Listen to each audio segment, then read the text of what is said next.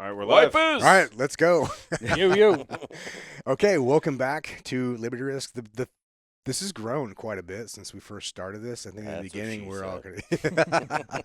we're all kind of looking at each other like, man, what are we doing here with these mics on? And we've been sharing the stories, and I know you guys have all got feedback on it, and I've got feedback on it, and it's been pretty cool to see how the stories resonate with people and hearing other people's stories. So I'm excited that we're keeping this going. So if you guys are listening, thank you for being a part of this journey with us. Today we've got Frogman extraordinaire Johnny Collins. If you're not watching this, if you're just listening to this and you're not watching it, you're missing out. This guy looks like if you took a Frogman, Jesus, and Axl Rose and put together, but with a big beard. Keep like, going. Skinny, Skinny Axl Rose. yeah, good. 1989 Axl Rose. Yeah, this is full this heroin is ride. Yeah, so we're ready to. I'm excited to dive into this. We got the full Liberty Risk crew today too. So Kevin and Nick, and for those of you guys who've been complaining about our audio, we have a new editing crew, Coda and Kay. So we fired those last fucking shitbag cameraman, fucking audio guys. Yeah. Well, we're in a new space today too. So we moved out of Nick's attic because It's a home office. we reached the limits of Mom, more spaghetti. Or what do you say, lasagna? Meatloaf. We reached the limits of Nikki's sainthood, and she's like, she got tired of a bunch of drunk frogmen drunk asses stamping outta here. through and cackling upstairs. So, Dude, so especially now, those days of doing like 2 or 3 shows at a time. that was a lot, Like, dude. Oh yeah, that was a lot of boozing, a lot of partying. Yeah. So now we're actually we moved the operation to the warehouse for Industry Threadworks and Archives. So we produce apparel for a bunch of different brands and fulfill e-com, all the boring infrastructure shit that nobody likes to do. And if you need that, hit us up, and you can come check out our cool podcast place. Yeah. Is this the first show that you've done here? Very first one, yeah. Yeah. That's why we're still literally hanging Bang. up Case of all beer. this stuff. That's right. All right, cool. Well, that's out of the way. Let's dive into you, Johnny. Where do you want to start? How's Wherever, your whole man. family? We're a tight group. No. Hey, thanks for having me. Dude, I've been listening since the beginning, which was a month ago. Yeah. But dude, I think I told you. I know I told you, and for everybody out there, it's like when I listen to this podcast, I feel like I'm like sitting in the room, just like drinking and hanging with you guys. It's like I love it. You know, it's like That's because our audio's so shitty. yeah. No, I'm just You kidding. could tell in the first 3, like the trajectory just it kind of goes down because of all the drinks and everything. It's like it starts out like strong, and then it's like no, you listen, no. Well, it's because we shot the first 3 all in a row because Yeah. we thought that was a good idea. And we all just went hard in the paint. yeah, we Dude. did, dude. That last one was hard. Yeah, I learned some lessons on that. I was like, Ryan, please don't publish this. We'll just redo it. And he's like, nope. And like, going. even my mom's like, I had to skip yours. No, but seriously. Nah, whatever you wanna kick it off, man. Dude, it's dope to have you on, man.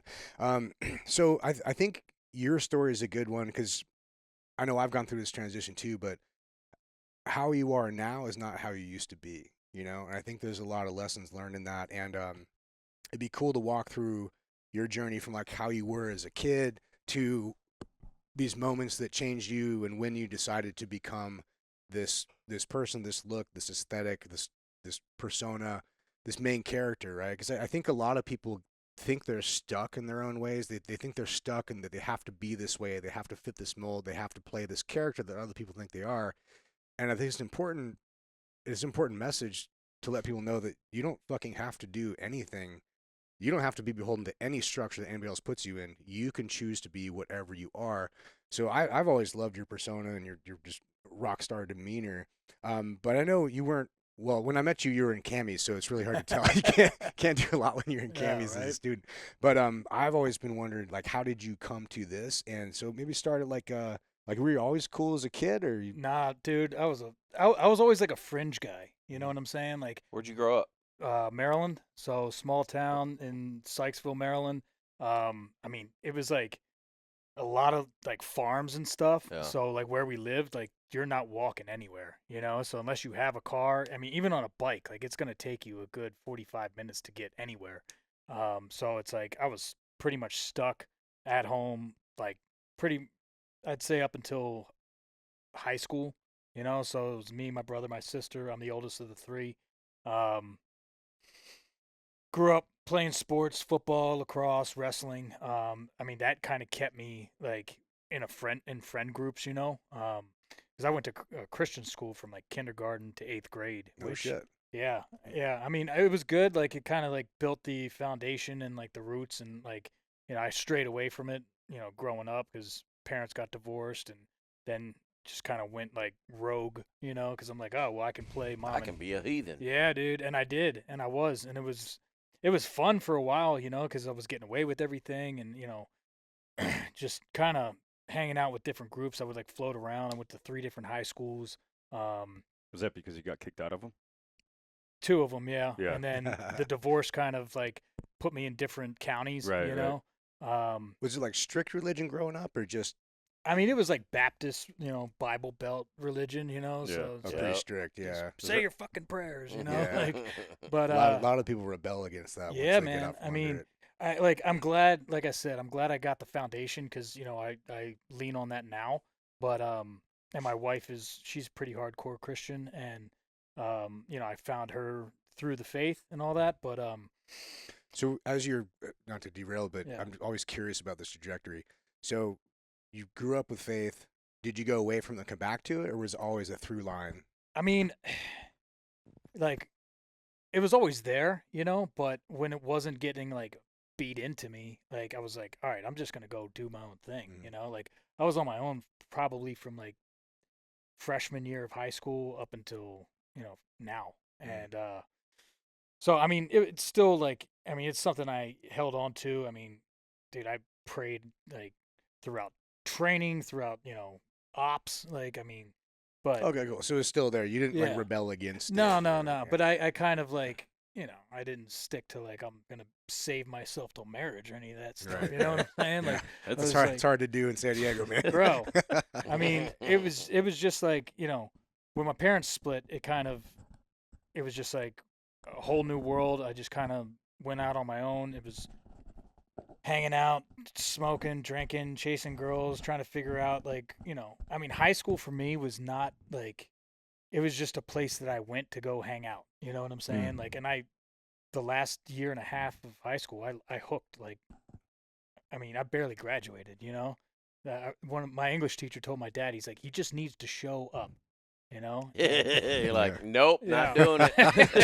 Too much work. That's a long bicycle ride. Yeah. Well, cool, man. So you Yeah. did that, and then so all in the same town. So you went to different schools in the same town. I mean, it was separate counties, and I mean, driving, they were probably like 30, 40 minutes away. Oh, okay. So different friend groups yeah, in each one. Yeah, but like I said, like the sports kind of kept like, we had like interlocking like fields of fire, like I had different friend groups from different schools, but like the sports kind of was like I'd see people out and be like, oh yeah, we Yeah. played football or we wrestled, you like, especially with wrestling, like you go to different like high schools and compete and whatever. It's like, oh, I know him. You from- see the guys around. Yeah, yeah. that's cool.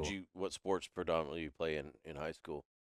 It was lacrosse and football. Oh, right on. I kind of fell off the wrestling wagon, because that was more like my brother and myself, and then he went to a different school than I did, and I just kind of was like, fuck it, and Yeah. went straight for football and lacrosse. Was that like kind of by choice? Like when when your parents split up, that wasn't by choice, but like the fact that your brother was going to a different school than you were, like different county. Well, so my brother was like, he was a legit like wrestler. Like he won districts, regionals, and nationals like Oh shit. 2 or 3 times, and so he went to Mount St. Joe, which is like a private high school. Oh, right on. And so they kind of focused on him, and I was just like, I was kind of whatever about Yeah, wrestling. yeah, like yeah. I wish I would have stuck with it because it's like it's such a crucial sport. It's a great especially- skill to have. dude. Yeah. I mean, and even now, like if I go do jujitsu or whatever, I end up like throwing headlocks because I'm like,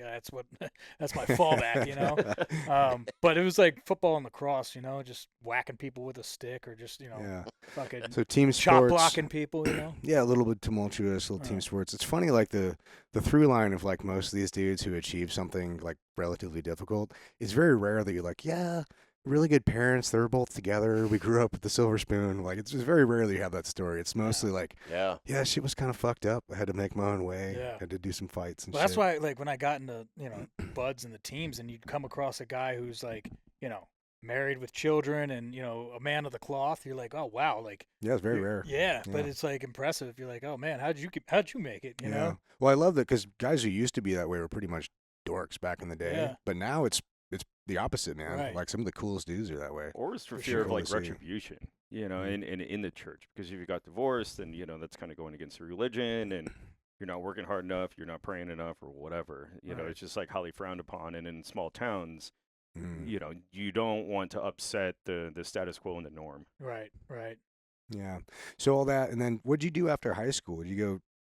I fucked around, man. Like it was, like I said, like high school was just a place I went to hang out. You know, like just hang out with my friends, and then I would like, you know, ride the day out and then go play football, and then it got to like, we all graduated. My whole friend group, you know, went on to college, and I did like half a semester. I was like, dude, I'm not like hanging out at college and like spending money at college to just not be here, you know? Mhm. So I did like 2 months, and then I just started doing like odds and ends jobs, you know, went from like construction to like working at Taco Bell and whatever. It was basically getting beer and weed money, you know, Mhm. just like, you know what I'm saying? Like How's worked at, Taco Bell working though? dude, Huh? just when you go there with the munchies, dude, you just load up your burrito and just, So now the question is, can you still eat Taco Bell after working there for so oh long? yeah. Yeah. Oh yeah. Yeah, it still fucks. Dude, when like my autopilot, like when I would go out, is like, you know, if I'm not bringing somebody home with me at 2 a.m., then I'm like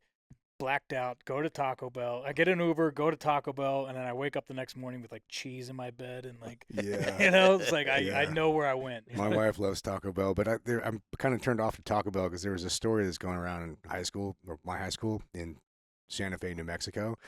Some kid got caught beating off in the beans. Yeah. The beans and the beef is what you Yeah. want to stay away from. Yeah, Everything else kinda- is pretty fresh. Made the papers and everything after that. I'm like, Bro. maybe I'll go to Chipotle. Dude, but then Chipotle had its whole thing with like It was like salmonella or something. Yeah, I'm really a Yeah. salmonella and some semen, dude. Yeah, I know. Facts. Seamanella. But I The combo. did just see something. It said the 3 worst restaurants to eat at in terms of cleanliness. One of them was Chipotle. One of them was Burger King. I can't remember what the third one was. Taco Bell. Probably. I don't know, but the healthiest one for you in fast food is Arby's. Is it really? Yeah. Really? No way. It's just beef. Because they don't over, cook. They over don't have, In-N-Out? They only have like 3 fucking customers. Who the fuck's keeping Arby's awake? Who's keeping them alive, man? Me. Although I haven't been there in like a year and a half, but I do love a good But I mean, Yeah, over dude, I over do too. In-N-Out, with the cheddar in there. Dude. Yeah. over In-N-Out burger. No, well, I mean they're two different things. Yeah. I mean In-N-Out's the only burger I eat, honestly. Yeah. Like even till this day, I won't even order a burger at a restaurant It's pretty good stuff. because it doesn't hold up to In-N-Out. All right, so I get getting the arc here, cool stuff, team guys stuff, or sorry, team sport stuff, and then kind of like figuring out what to do after that. So, what was the trigger point where you're like, hey, I got to get my shit together at some point and do something real? So I was working at a Hollywood video because I'm like a big movie buff. I and I'm worked at also, one. Dude, it was mad fun. Like, I mean, I didn't feel like I was working. I would just like throw on whatever movie I wanted, talk to the customers about like, hey, you know, this is a good movie. Or this Dude, is- how old are you? I just turned 40. Oh, okay. Yeah. So I'm like, they still had fucking video rental yeah, places? dude. Yeah. Yeah, But I was working there. Hey, dude, it was fun, man. I like got all the movies I wanted. Just chilled, hung out. Like a lot of it was just a lot of my life is just like, where are my friends at? Where can I go hang out? You Yeah. know? And so I was working there, and one of the guys that I worked with, like I'll never forget, he came in and he put in his 2 weeks, and I was like, what's up, man? Like, what are you doing? Where are you going? And he's like, well, I just enlisted in the Army, and this is probably 2005, 6. fag. That's what I said. Oh, I mean, Well, that's what I said. I was thinking, the Army, really? Like, why wouldn't you go like Marines or, you know, something like hard, no. But that was my thought process. And then like he's like, I don't know, this is what I want to do. And I was like, right on. And I'll never forget, like he walked by the window. I'm like putting movies back in their cases, and I saw him like walk right in front of me, and he had like this look on his face, like it was like this proud, like stoic look. And I was just like, damn, dude, like who the fuck am I to be judging this dude about joining any branch of the military when I'm here just like Shrink rampant in movies. yeah, Bitching about dude. people not rewinding their shit. Yeah, right. Motherfuckers, charge you $5. No, I like it was that like moment that like triggered in my head, because I always wanted to be a SEAL. Like when I was a little kid, like I had no idea what it was. I just knew like the acronym Navy SEAL. I was like, dude, that just sounds like gangster. It's a pretty cool acronym. Worked on me. Yeah, dude. And I mean, and back then there was no books. There was obviously Charlie Sheen, which if that doesn't get you going, and then That like, doesn't make your dick move. right, and then like Predator too. Like that was like one of the first movies I saw when I was a kid was Predator. Wasn't he a Green Beret or something though? Well, Ventura. Jesse Ventura. Back when Jesse Ventura was cool. Yeah. Say what you want about him now. Back but, when like, he was cool. I remember watching like the behind the scenes of Predator, and Ventura's like, he's like, yeah, these guys, they got the Hollywood muscles. He's like, but they're not real commandos. I would never go down range with them. I'm like, well, what the fuck is a commando, And then I started kind of like, digging a little bit. He took his pants off. Look, no underwear. Also, what Commando. downrange at that time did Jesse Ventura even deploy? I mean, I'm saying Yeah. downrange. Yeah. I mean, Just he in probably said general. something else, but like, that was like always in my head. And then when I saw this dude just like cruise by me, and he's like off on his like next chapter of life to like, join in a time of war, like regardless the branch. I'm like, Yeah. who am I to like judge anybody? And at that moment, I was like, all right, like it's go time. Like I like went home, told my old man, I was like, hey, like I want to join the Navy, be a SEAL. And he was like, he kind of looked at me like I was like full of shit, because a lot of what I was saying back then was just BS anyway, And he was like, just kind of like sat back and watched. And then like the next day, I went out for a run, and I made it like like a half mile, and like crapped out. But like he was like driving home like as I was on a run, and he pulled up next to me, and he like looked at me. He was like, "So you're serious?" I was like, "Yeah." I'm like, "This is what I want to do." Started And- playing Rocky music. Yeah, totally, dude. I had a Discman back then, and I would always throw in the only CD I had was Metallica, Master of Puppets. It's a good soundtrack for Dude, everyone. it was like, and it would always skip on like the third track, and I'd have to like, But yeah, man, that was like kind of the jump off, and yeah, that was 2005-06, and I trained for like about a year ish, and I went into the recruiter's office, and these guys are like fucking dorks, like nerds, bro. Like the one guy I'm sure was like on the spectrum at like somewhere. And He was probably nuclear too. bro, he need had the a- Coke bottle glasses and like shaped like a pear. Still looking for a stapler. I walk in there, and he's like, I'm like, yeah, I want to join the SEAL teams. And they like look at me like, oh, well, we don't have to do any work here, like we got one. And they're like, well, how many push-ups can you do? So I dropped down. Just and- punch him in the face. Fuck you, nerd. Sold. Yeah, right, exactly. But yeah, man, then I went through that whole process, and they were like doing my background, whatever, and they were like, so you ever smoke weed? And I was like big head in high school, and like once or twice, and they're like, no, you didn't. I was like, actually, no, I didn't. It was better to just like say you didn't than say once or twice. Yeah, exactly. So, but then I failed my ASVAB, and Jesus. yeah, dude, bad. I didn't go to high school. Like playing Christmas trees, playing Christmas trees on Yeah, the fucking Scantron. But yeah, then I like studied for a few months, and like I got like an ASVAB like test book or whatever, and That's cool. Made it happen. yeah.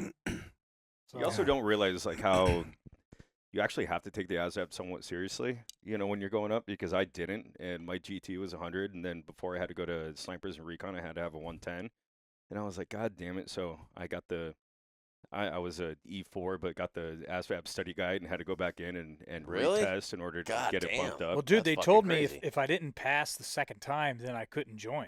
Oh wow. So Wow. so I was like, I was legit studying like more than I'd ever did in high school. Yeah. And I was like my buddy, he was like a mechanic, and he was like teaching me shit about cars and stuff because they had a bunch of like mechanic questions on there. Like it was just like random stuff, Yeah.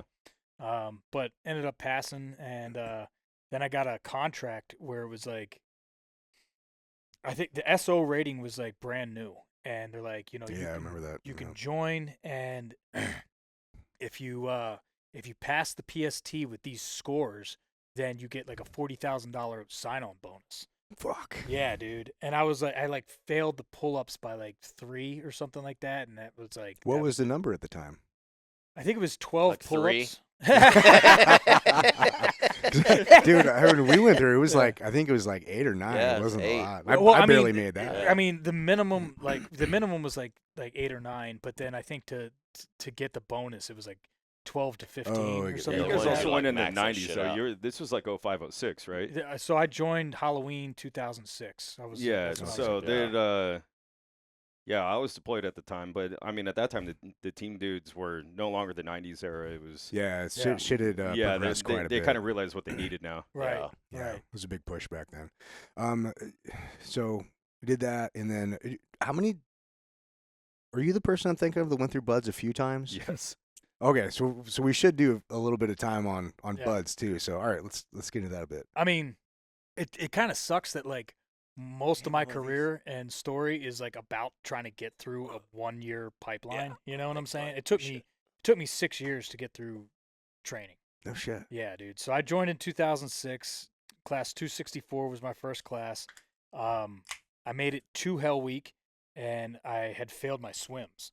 And so I went to a board the Friday before Hell Week, and they performance rolled me and a bunch of other guys. So I went back to day 1-1, like Indoc. Oh fuck, pre-Hoey.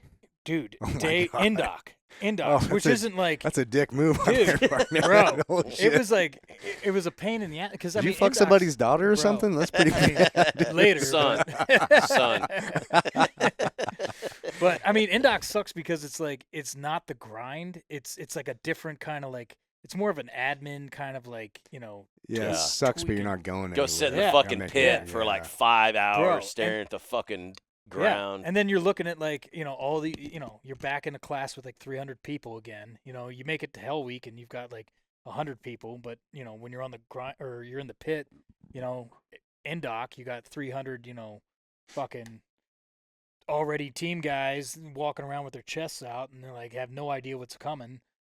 So rolled into 265, went through Indoc first phase, made it through Hell Week, got to second phase, and I got med rolled because fucking boats on heads, man. It like cracked my neck, and like I couldn't turn my head, and they went and they took me to medical and did a whole thing, and like the cartilage in between the discs in my spine was like gone. I'm actually still like I went to acupuncture yesterday. I'm still like, I mean, it still haunts me, You're but I supposed mean, to be able to turn your head. it was like Batman, dude. Just like, But yeah, so I got med rolled, and back then it was like they were like holding the line, man. Like the standard was 1 performance roll, 1 medical roll, and Oh, then if yeah. anything else happened, like that was Yeah. it. Like no complaining, no going to your C daddy or whoever about like, hey, can I get another shot? So got rolled into 266 and got dropped for pool comp, and it was like fucking wham bam, thank you ma'am. Like there was no appeal, there was no like, hey, if you do this, you could. It was just like, hey, here's your marching orders, grab your sea bag, march across the street to X division. And it was like you never met like a tougher bunch of people than the guys that just quit buds. You know what I'm saying? Like they were just like walking around with like, you'd think they were fucking team guys. It was Yeah. crazy to me. I'm like, dude, like they're like no shame, and No shame. no shame. And Mhm. I mean, they even made they made like T-shirts of like it was, what was it? It was like a mop bucket. I remember that You shit. remember that? It was like a mop Cross bucket. mops or some Yeah. shit. A mop bucket. Yeah. The only easy day was every day. Yeah, that's what it was, dude. Which is funny, but at the same time, it was like my world just collapsed, and I'm like, fuck Yeah, no everybody, shit. fuck all this. I mean, So I went to the recruiter and I'm like, like what's the quickest way back to buds? Like I'm not, my story does not end here. Like I made it through Hell Week. I'm like, I did it twice. Like I know I can do this shit. Like I just need another shot. And he's like, well, you got a couple options, but the quickest way back is you can take a 1-year billet to Guantanamo Bay. So I was like, all right. And I think at the time, They're like, but I'm not a terrorist. yeah, right.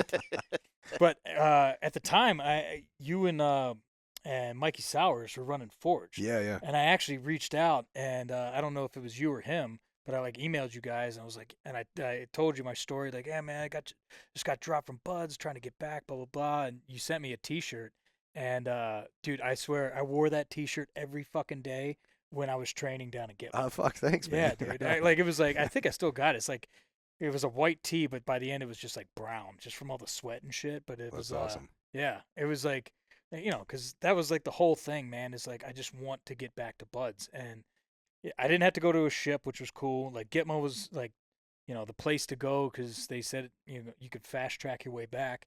And So were you like still like kind of undesignated Yeah, down there? So yeah. you basically went down there. You weren't no rating. right, so that was that was That's the fucking catch. crazy. That was the catch that they didn't tell me about. Is like, you do. It was like, do the 1 year, then put your orders in, and you can go back to buds. And then as we got down there and started figuring out the game, they're like, you're not going back to buds as an UDES seaman. I'm like, fuck.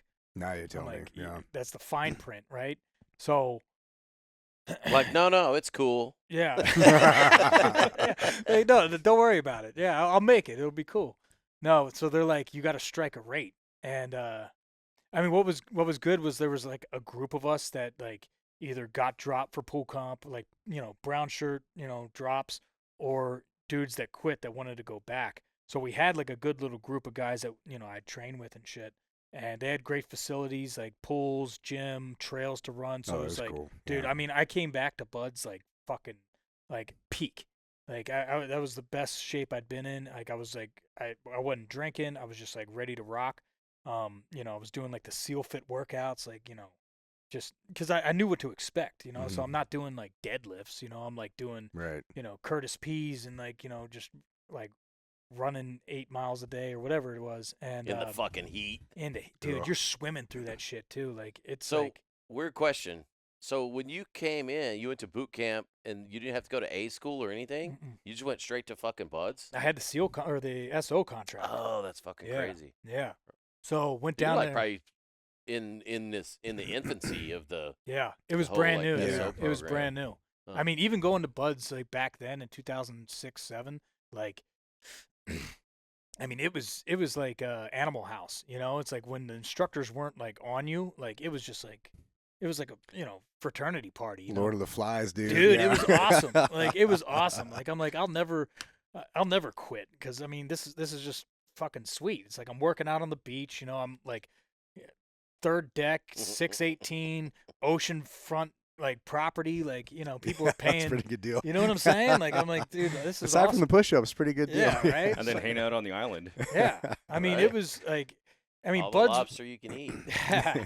It was buds was never like so hard where I thought like I'm gonna quit. It was just like I fucking sucked as a bud student and got rolled and dropped and whatever, had to deal with it. Mm. And now I'm in the big Navy, down there dealing with, the chiefs and the terrorists and my peers and like trying to get orders, and it's like, dude, I was fighting so many battles, dude, and then like trying to just stay on the straight and narrow because they knew who we were. Like Yeah. all the Navy personnel, they're like, oh, you guys you think you're better than everybody else. You think that blah blah blah, and it's like, Shut up, nerd. yeah, dude. I mean, the amount of times I had to like walk away from fights with other like fucking first class or chiefs or whoever's like getting in your face. ET1 Johnson. Bro, I'm telling you, man. Like, and then it's like, because they were not worth like what that trident was worth to me, And I Yeah. was like, Priorities. I'm like, I gotta walk away. Like, even like when I got my orders, like after 16 months down there, they told me it's a 1-year billet. I finally got my orders. I had to backdoor the career counselor and call in some favors, and ended up getting my orders. And they had bars down there on the island, and they had a couple decent looking women down there, and what was it like? They had T-shirts made that said like Gitmo chicks is like one flight away from being ugly again. It's like Yeah. I mean after 6 months you're just like everything looks like a piece of meat to you. And but this chick, she was actually MA chick, pretty decent looking, and went out to one of the bars down there, and I had already had my orders. I like pinned them up on my cork board in my little hooch, and so I knew I was leaving in like 2 months, and I'm out with her, and like I'm not even drinking because I'm like I'm not pissing this away, and some cuck comes up and he starts talking to my chick, and he's like kind of looking at me as he's talking to her. Like I was like, dude, I was like, you can have her, man. I bounced, and I went back to my room, and then she comes knocking at my door like an hour later, and she's like, well, why'd you leave? I was like, look, I was like, you want to go fuck that guy? Go fuck that guy. I was like, but you know what? Back home, like I'd beat the shit out of him, and I'd bring you home, and I'd fuck your brains out. But I was like, you know what? He don't matter, and you don't matter. The only thing that matters are those right there. And then she's like, well, can I come in? I was like, it still worked, Every girl likes a man of focus. Yeah, right? Nice guys don't always finish last. It was just like I was so like No, Johnny finished first. It's a every race. time.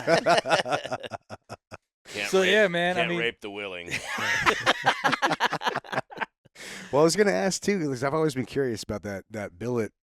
Like, 'cause you're going undesignated, and I don't even know what the fuck goes on over there. What do they have you doing? Like feeding them Yeah. food and shit, Yeah. or like Yeah, so my job was like I was a prison guard. hosing them down, like gardening the Dude, terrorists? like if I ever get locked up, like send me to Gitmo, dude, because they had like full reign. I mean, it was like they had more control over this prison than anybody. No Even as shit. terrorists? Yeah, dude, because like they had like their 5 times a day prayer call, so we had to like turn all the fans off because it was like 110 degrees there, like constantly.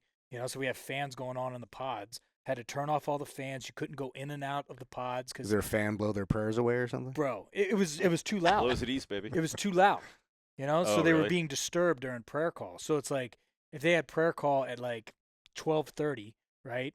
You needed to be, and you had to relieve somebody on the pod. You had to be there like 5 minutes early at the least, because they locked the pods down, and you couldn't go in or out because then they'd start flipping out and flooding their toilets and banging on their cells because you're disrespecting our religion and all this shit. So where does Oh, the abuse fall into this? There was none.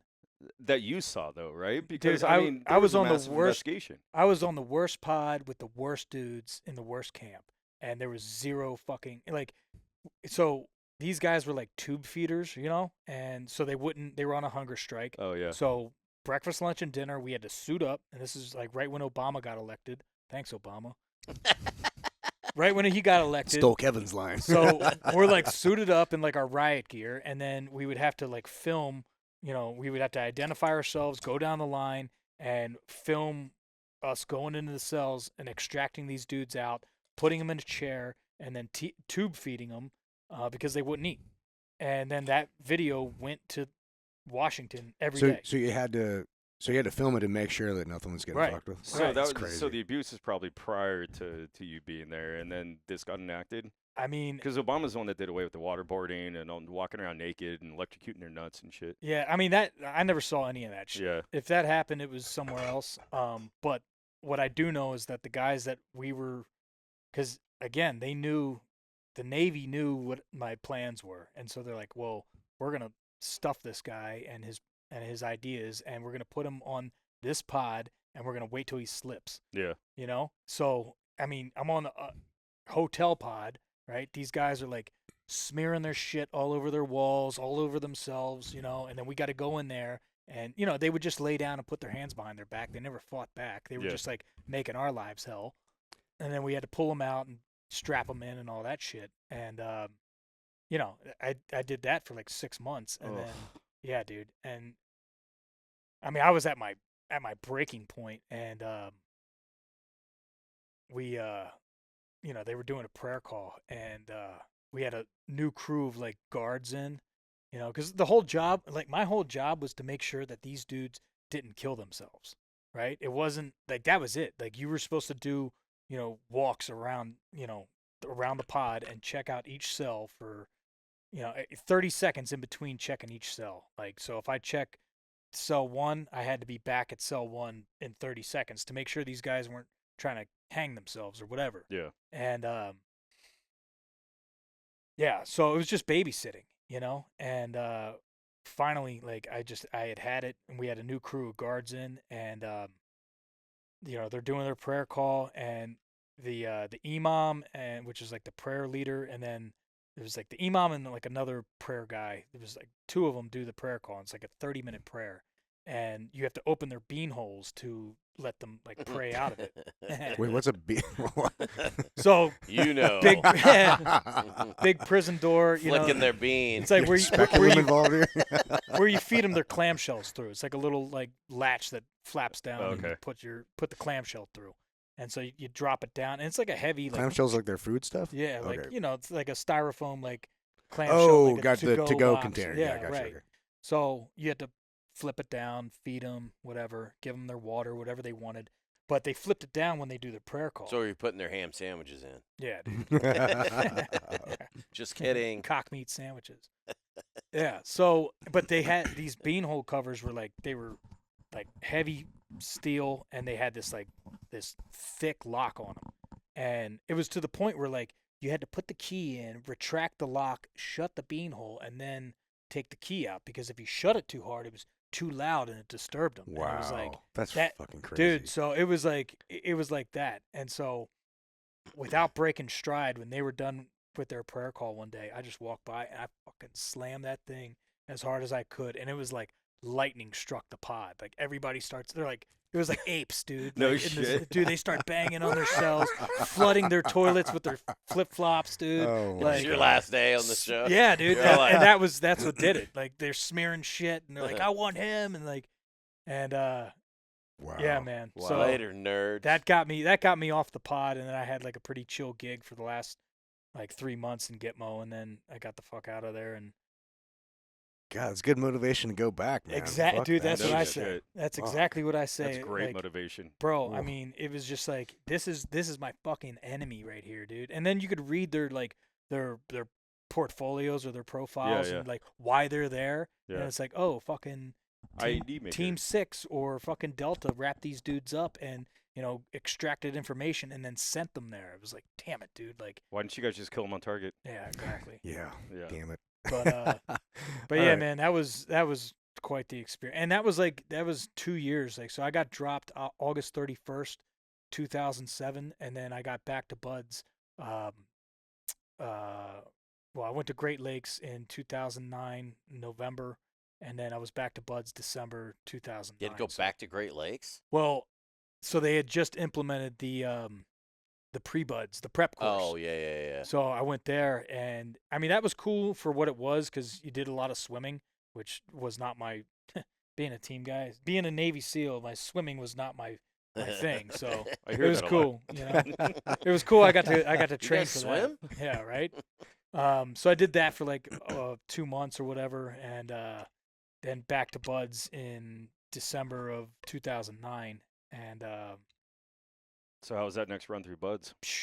I mean, the training was still just as hard, if not harder, but like, when I was getting processed in, it was way different.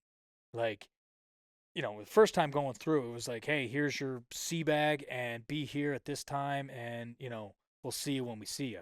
And then when I got back, it was just like very structured. And I think, a lot of shit had gone down in the time that I had left, where instructors were getting investigated for like, taking class funds. Instructor and- gate. Yeah, dude. What do they call that? So it was instructor because I can put some light on this because I have the dubious honor of being the longest consecutive Buzz instructor in Naval Special Warfare history. So like every class from 252 to 318, I was an instructor for. So I came in 2004 as an instructor in third phase, and before SO was rated. And so about a year in, the Navy converted that to its rating, which is a whole other big freaking process, you know. And Hey, what are you doing? You want a refill? Who needs a refill? so we have this whole big Hey, process. grab me a glass. I don't need any ice though. Thank you, sir. Your class, you get a twisted tea in a glass, huh? Yeah. No, I'm gonna drink some of his Henry McKenna 10-year. Oh, we're gonna open that up. It's already You already open, Oh, opened brother. it. hell yeah! Well, Say shit. when. When? All right, well, I got to trade. All right, that's good. I'm gonna switch out of this vodka after I finish this one I'm good. because Tito's ain't sponsoring us yet. Not yet. So, so I was instructor in third phase, and man, it completely changed when the SO rating came in, and Bang. and typical team guy stuff like you experienced, it kind of felt like it was a big gaggle fuck because it was team. What do we do when we need to fix something? We just fucking break it and we pick up the pieces and we're like, well, I guess this is how it goes back together. So that's basically what happened. How the whole thing got put together is like Big Navy told us to do this, we did it, and it's a fucking nightmare of a thing. It functions, but it's not very efficient or good. So over time, it got better, but that's that's probably why it looks significantly different because that turned out to be the cycle. It was about 3 to 4 years, about the cycle where guys have something and then new people come in because the timeline of people as an instructor is usually 3 years. Back then it was 3 years, then got switched to 2 for a while, might be back to 3. So you have the old people come in, they're holding on a legacy system. New people come in, they change it. And so it's going through 2 to 3 iterations of change in 3 to 4 years. Yeah. So you Big get fucking cycle. Yeah, you get a much better product. It's refined pretty quickly after that. Yeah, but that's probably why it looked very different. Well, it was, it was weird because when I came in, or when I came back, they were like, they put all of us in a classroom, and it was some random like black chick IT somebody who was like, listen, if instructors are asking you for money, don't take any money. And I'm like, God. what's going on? Do not feed here? the I'm like- instructors money. And I'm like, yeah.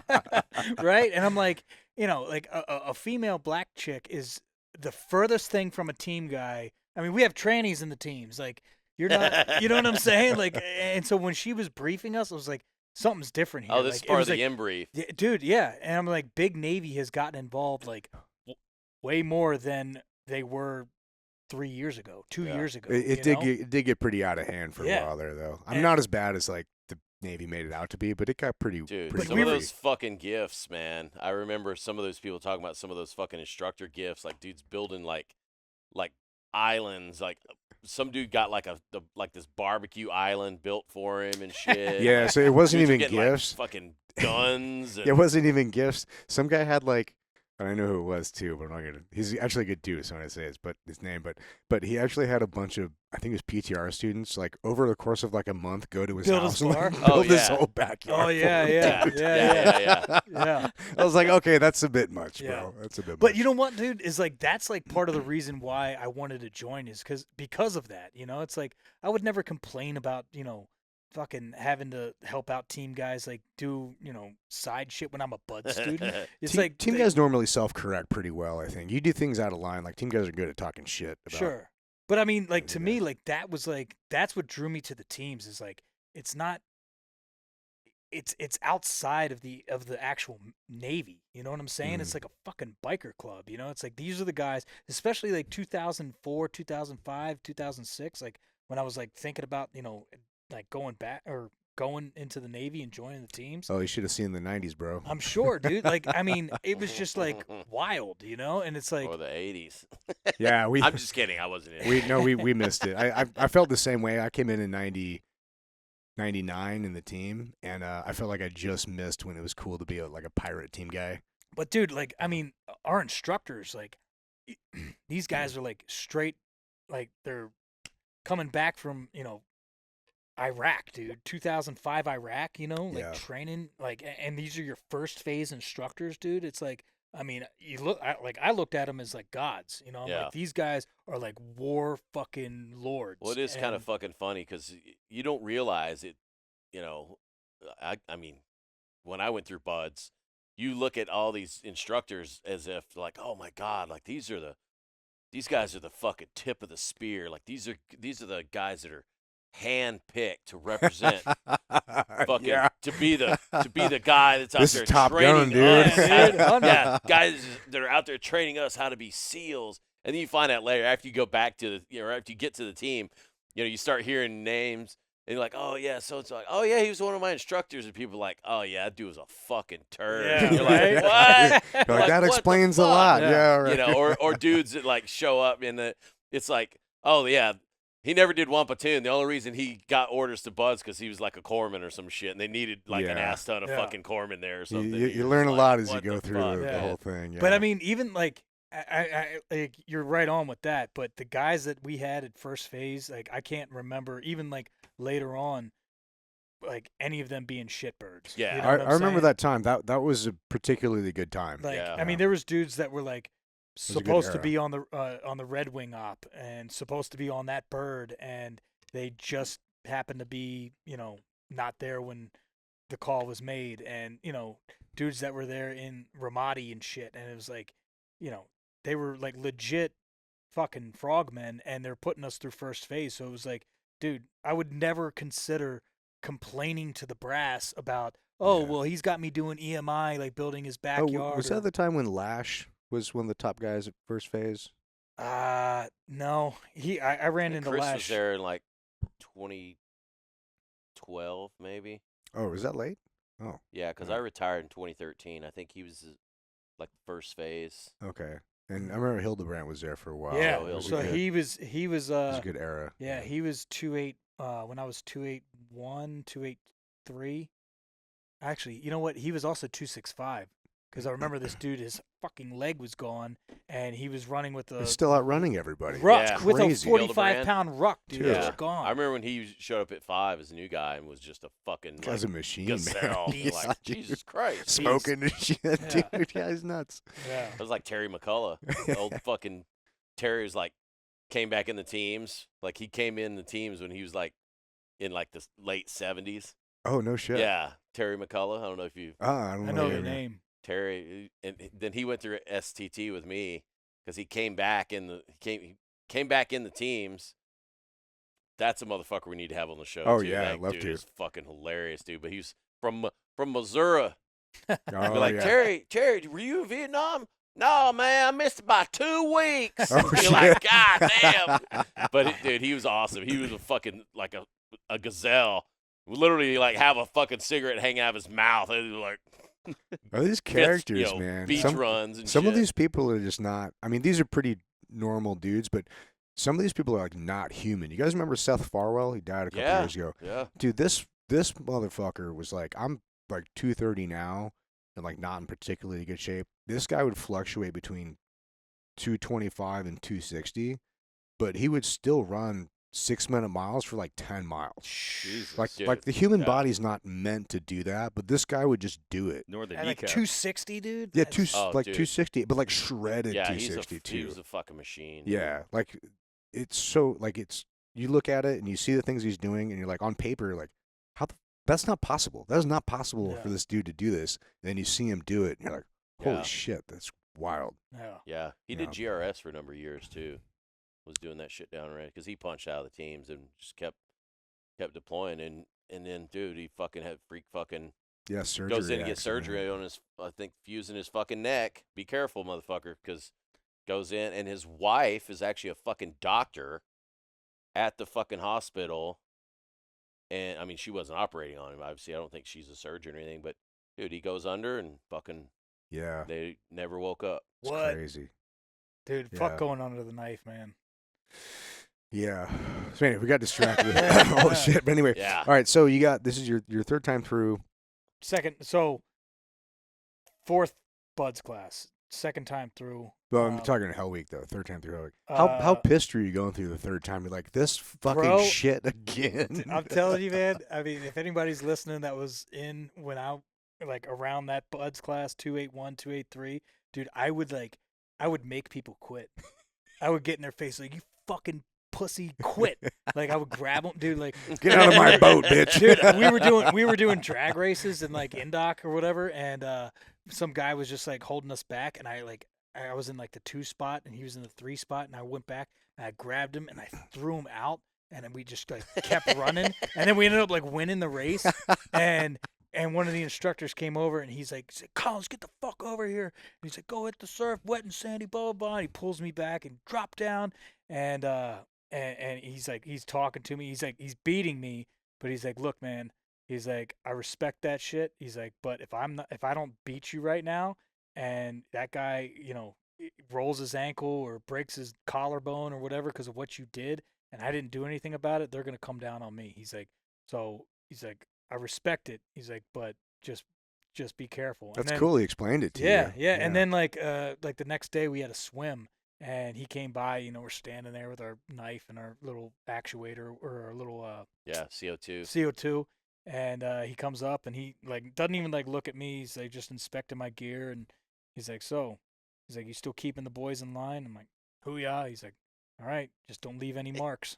Like, I was like, Roger that. So, dude, I was just trying to make people quit, because I mean, I had already been there, done that, got the brown T-shirt, and the way I looked at it is like, dude, I got plenty of friends, I got plenty of like bar buddies and wingmen to go out and pick up chicks. Like, I'm not here for buddies. Like, I'm here for like hard dudes that want to fucking go down range and fight. Like, so I would just make people fucking quit. And it was funny because you do the top 5, they bottom give him 5. like an instructor shirt. Right. He doesn't get a brown shirt at the end. He gets a blue and gold. Well, like during in-doc and shit, like the instructors would come around, like ask the class, like who needs to go, and everybody's like Collins.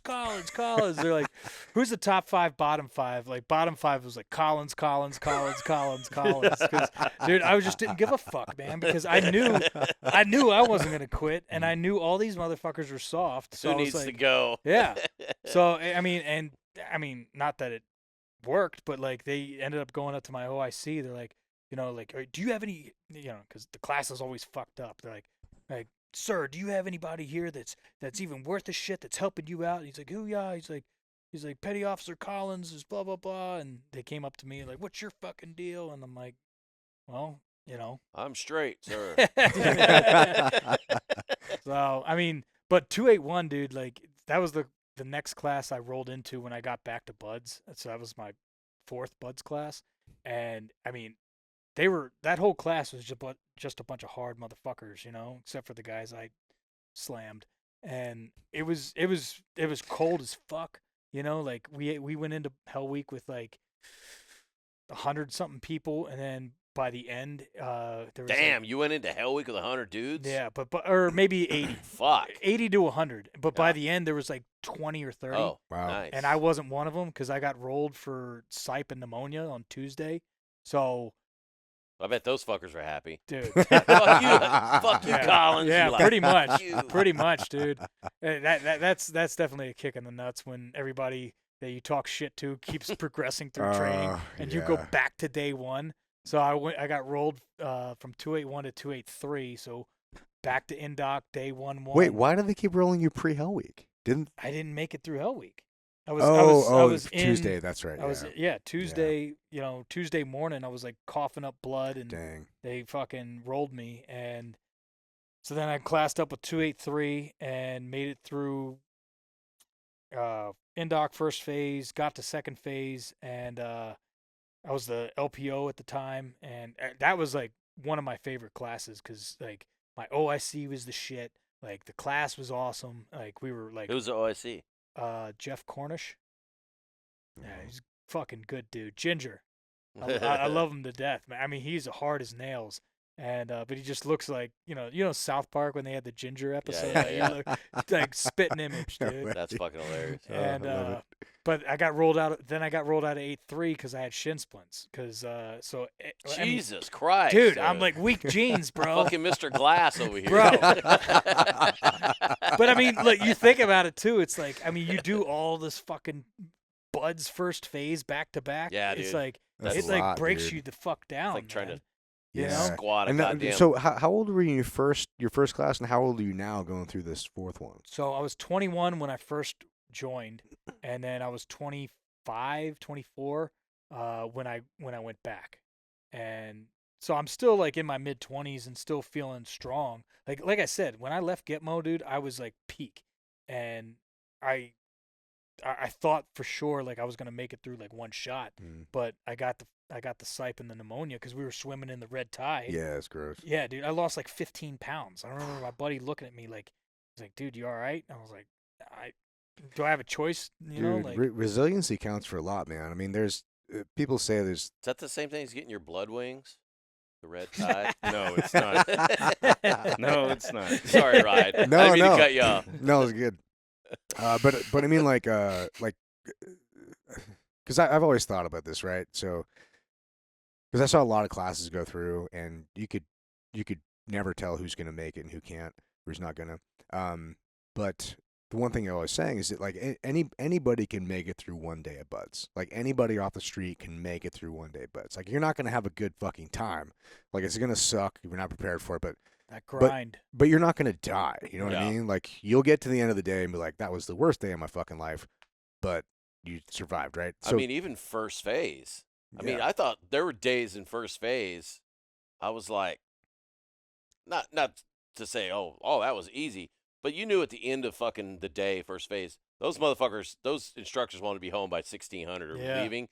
I mean, some of those days they can only beat you for so Right. fucking and long. unless you got Gecko or Sholand, and then they'll fucking stay till Yeah. like 11 Yeah, at night but I beating mean, you, dude. for the most part, they only beat you for so fucking long. Right. Yeah. And then once you, I mean, I remember days in second phase where you're getting up fucking early because they still want to beat the fuck out of you all fucking day, Yeah. but they still got to teach you how to Still fucking got the dive. the appetite. Yeah. So it's like, fuck. So Yeah, no, but that's what I mean is that like no matter how long the day is, like you will survive the day, right? Right. So the problem is getting up the next day and doing it again. So Yeah. there's two elements to this. Number one is I think that's the hardest part about Buds, is that it's not that you can't do it, it's getting the shit kicked out of you and then choosing to get up again the next day and do it all Yeah, over That's again. it, dude. But also too, the resiliency factor comes in where like I'm looking at myself now, I'm 47 and I'm, you know, I'm okay. Like I want to be in better shape, but I'm not uncomfortable with where I'm at. Could I do Buds again? Fuck no. But it's not because of could I do the running? That'd be fucking hard. I'd have to train for it. Could I do one evolution? I might be able to do one evolution, but that's gonna wreck me for like a week, bro. Yeah. So it's the resiliency factor. And Yeah. because I went through at 19, and I was pretty okay with everything. It was not like it, but because when you're 19, you're just like Gumby, dude. You're just resilient. You regenerate so fucking quick yeah, that Right. nothing really phases you. But that ramps up or ramps away super fast, Yeah. man. So I think a lot of it. That's why I was asking about the timeline for this, because a lot of these things, like when you're going through these hard things, it's not so much the hardness of the thing. It's the recovery. How long does the Totally. recovery take for Well, it? dude, I felt like I could, up until about 3 years ago, I felt like I could do Buds. You know, if I had to go back and do it again, I felt like I could do it. But now I'm like, I got to put my hand on my knee to stand up. I'm like, dude, what the fuck is that? Yeah, You know? the oldest dude I ever saw go through Buds was 36. But there's No a way. there's a caveat to that. It was this little Asian dude, and the only I swear to God, the fucking skipper at the time recognized him at the graduation. He's like, this guy made it through at 36 years old. Like that's a testament. But all the instructors like nobody knew who. Everybody thought he was a fucking foreigner because Yeah. he just didn't speak, Yeah. and he looked Yeah. very Asian. He I know didn't that speak. dude. Yeah, and he's a good dude. He's a great guy. Oh no, it's a different guy. Oh, maybe. really? Oh. Well, I don't know. I was trying to I'm say, just but kidding. I never saw him after that. But he went through at 36, He's probably a damn that. and the only reason, because you know what it is being an instructor is like you're hard on the Americans because you're gonna have to deal with Yeah, these guys, yeah. right? But the foreigners, nothing you do to them anyway they're gonna pass anyway, regardless Yeah. if you Right. fucking fail them. So you Right. just don't give a shit. Everybody thought this guy was a foreigner until graduation. We saw him in What? fucking American uniform. We're like, this motherfucker had us snowed the whole time, the permanent dude. gray man. Yeah. Yeah. I was like, okay, so that was the oldest I've ever seen, but that's kind of an asterisk Dude, for I it. think AJ James was close to 36 when he went through. The second oldest I saw was 34, and that was fairly legit. AJ's like That's legit. 65 now and doesn't look a bit over Dude, 40. that Well, black because don't crack, he's dude. black, bro. Black don't crack. You got advantages. That's another fucker we need to have on the show. Oh, yeah, I just dude. worked with him on a job in Palm Springs. I hadn't seen the guy literally since I got out. Dude, for he's sure, so but- funny, That man. guy's yeah. made of like rawhide and rebar. Yeah, he's my neighbor. Yeah, He I is see him all the fucking time. Tough. dude, he was a new guy in like my 6th platoon, and we were in Memphis. We're getting ready to we're at Shaw's. We go to the flying saucer bar, Oh, I remember that. and we're yeah. there. And dude, there's a fucking K1 kickboxing fight on, and it's AJ fighting in the ring. We're like, No what fucking the way. fuck? We're like, AJ. He It was like, him. "Oh, You were yeah." there with him. You saw him. That's crazy. Sick. It was like an old fight, and he goes, "Oh yeah." I'm like, what the fuck, dude? That's so gangster. Yeah. So every time we'd haze that motherfucker, we'd be like, all right, new guys, go open up the back of that fucking 6-spot. I don't want to get a fucking cross kick to the side of my fucking head. He's a tough dude. Yeah. Man. He's tough as shit. He's hard as fuck. So let's get you graduated past Buds and let's get to some stories. Yes. We're Yeah, still yeah, not yeah. past Sorry. Buds. Yeah. Yeah, so let me wrap it I up. mean, I know So- it's been a long Buds rotation Dude, for I'm you. telling you, bro, it was like it took me 6 years to get through a 1-year pipeline. I mean, it fucking, I definitely earned my trident for sure, you Mhm. know. So yeah, got rolled pretty much the beginning of second phase from 283, shin splints. My man Eddie Gallagher took us on a nice light yog right at the end of first phase, and I was like, I'm not falling back, and pushing a 6-minute pace. Fuck, that's Got- fast. yeah, dude. I'm saying that's fucking Yeah, fast. dude. And, I mean, I kept up, but I mean, at what cost? I ended up getting rolled. Eddie runs? Talk about a gazelle, Just dude. like a Dude, gazelle. that guy's a motherfucking machine. And so ended up getting rolled, class back up with 287, and then made it straight through with them. But that was,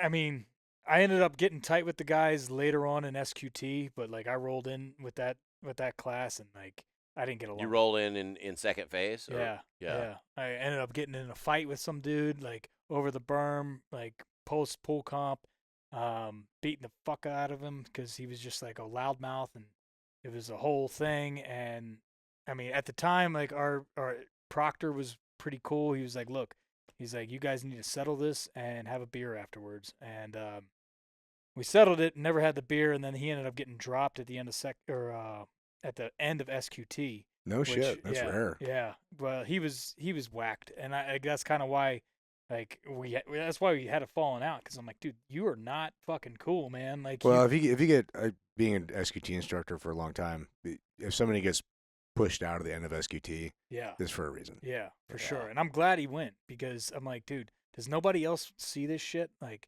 but it was always like Collins is the asshole. I'm like, dude, you'd be an asshole too if you went through 3 Hellweeks and 6 Buds classes.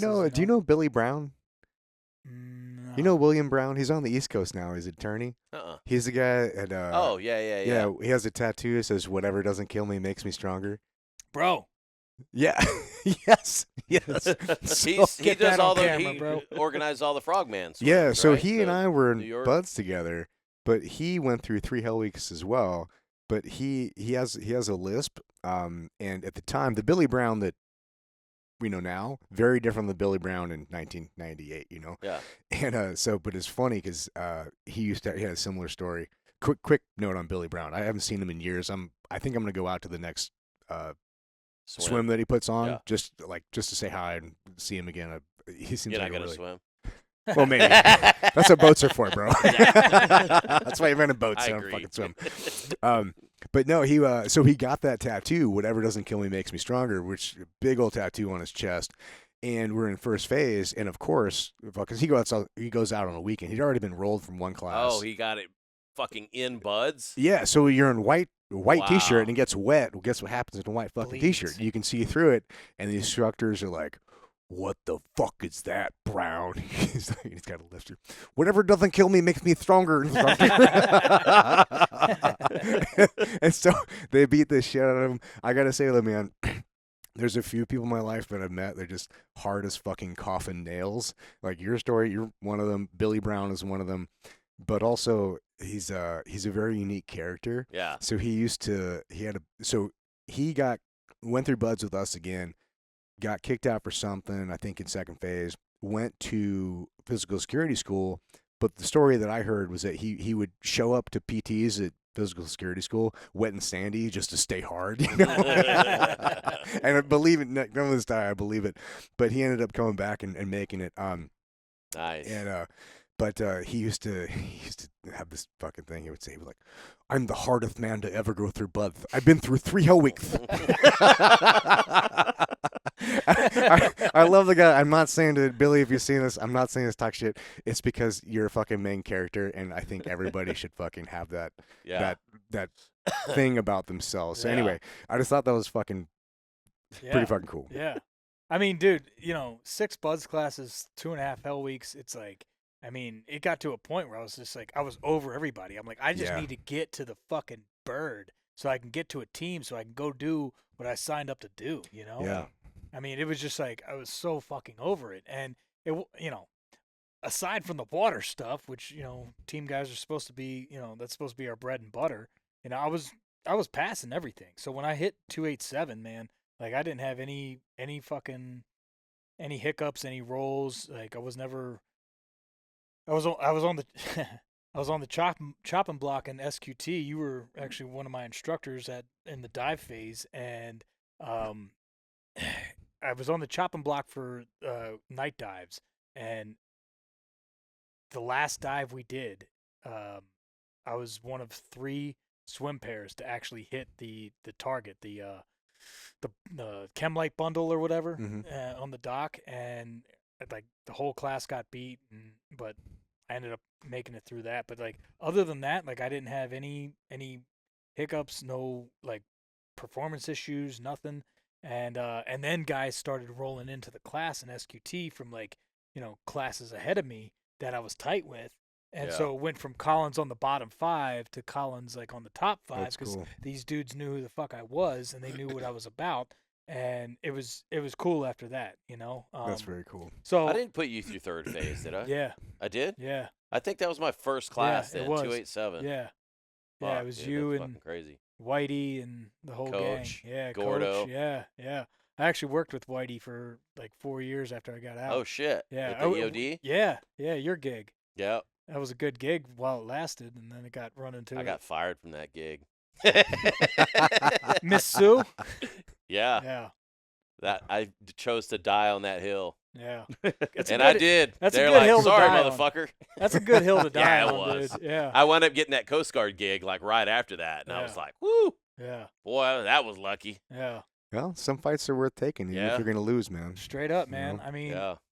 it's like, look, like I felt like my whole career, like pre-Trident and even post-Trident, it was like I was always fighting to keep that thing, either get it or keep it, because it was like walking away from fights because I don't want to get my orders pulled, or walking away from fights because I don't want to get my bird pulled.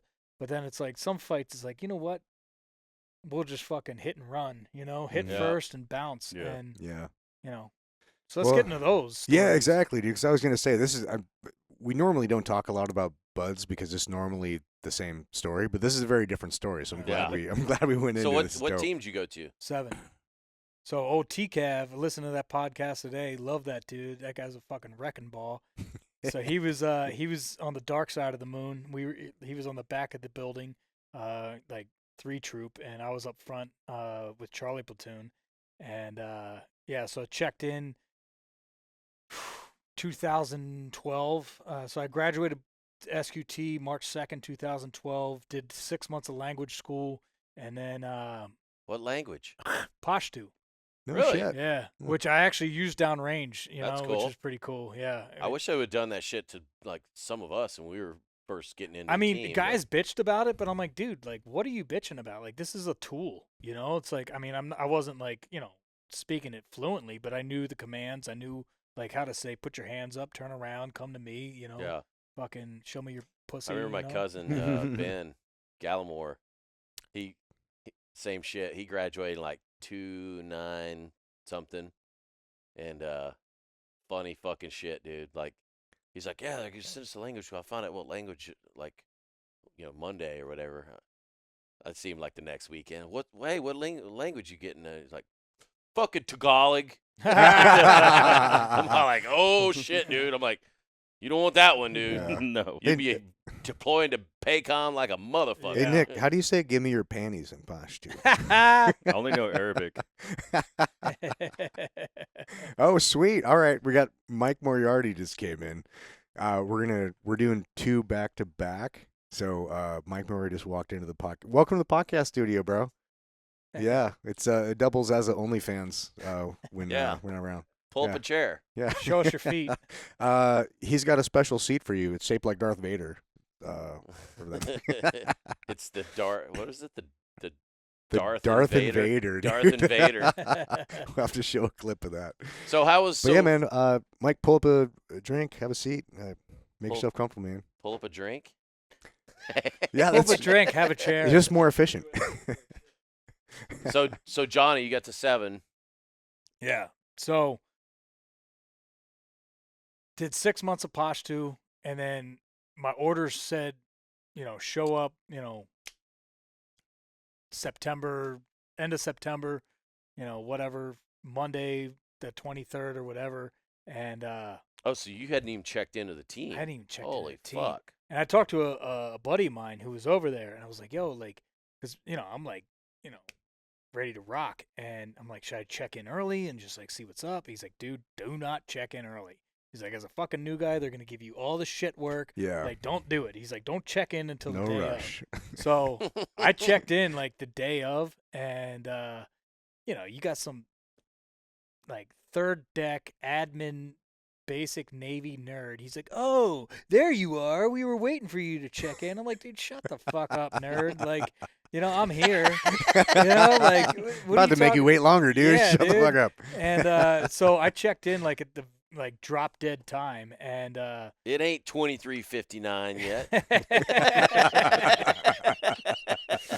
dude, so I mean, it was cool, man. Like, I mean, my first platoon was the shit. Like, I mean, all my older guys were like, they had been downrange kinetic deployments. Like, I just was like on bated breath with everything they had to say, and it was just like, keep your mouth shut, just fucking do what you got to do, and so at the end of like the first week of my check-in, it was right before ULT, right? So we had 1 week after I checked in and then ULT. So I totally missed ProDev. Like, my ProDev was language school, and all hands, and we muster up. We're in the first phase classroom or whatever, and CMC at the time is like, hey, like, we need everybody here to to stay straight and narrow, and we need everybody to be able to deploy downrange in 6 months and this and that. So this next 6 months is stay focused on the goal. ULT, like like the good platoons. Stay straight. It was Pride Month.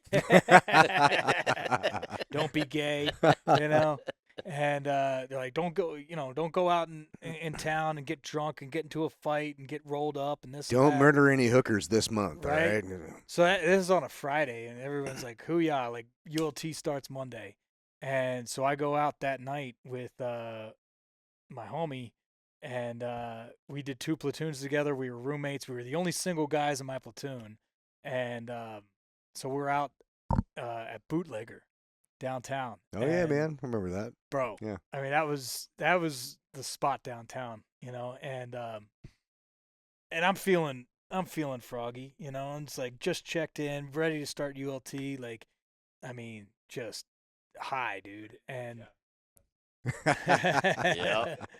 So we're standing at the bar, and just hanging out, just having a drink, and my buddy, he always drank Stone, like, from the tap, and he would drink it like it was like water. And I'm like, dude, like, I like to enjoy my beers, and he's just chugging these fucking beers. And you guys know who he is. I'm not going to throw his name out there. I'll tell you offline, but you know who he is.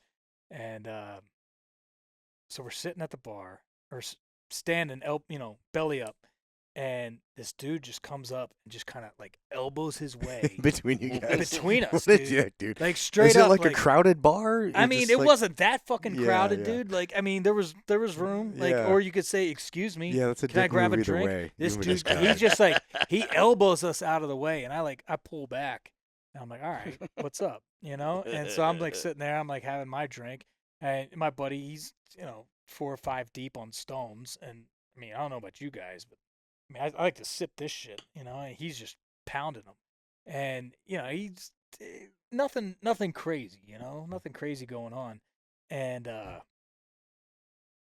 this dude, he orders his drinks and he slams them, and he starts like mean mugging. He looks at me, and I'm like staring right at him, and so he turns his head, and then he looks at my buddy, and he crumples up his receipt, and he just like throws it at the back of my buddy's head. I'm like, all right. This guy just not like the way his face Dude, looks and wants to change it or something. I changed this Was he guy's drinking face. apple teenies? Bro, I like Another espresso martini, please. full torque, dude. Like with all my might, just crack this dude with my elbow, just like bang, just like leaned into it, and he went down like a fucking bag of hammers. And then I just What the fuck was he expecting to happen? In right. that? And so I mounted him. And My I just ball. started, like Donkey Kong, Trying to dude, demo your just shit. beating the shit out Hammer of this fisting. guy. Yeah. Right, like 4 hours ago, the CMC's like, don't go out in town and get in bar fights, and here I am just beating the shit out of this guy, and then I just feel somebody like full Nelson me and pick me up, so then I just start stomping, and then I get thrown, I get thrown and like pushed like out of the bar. And it happened to be my buddy's brother, and he was like, "Yo," he's like, "Johnny, chill out." I was like, "What?" And I'm still like fired up, dude. Like I'm ready to fight him. And he's like, "Dude," he's like, "Chill." He's like, "You should probably," and I'm like, "Get the fuck out of here." He's like, "Yeah, do that."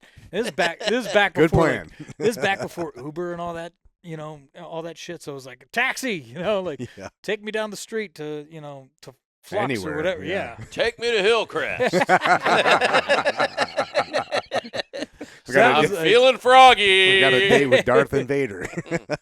So that was like CMC, day CMC one. said, stay straight, but fuck that.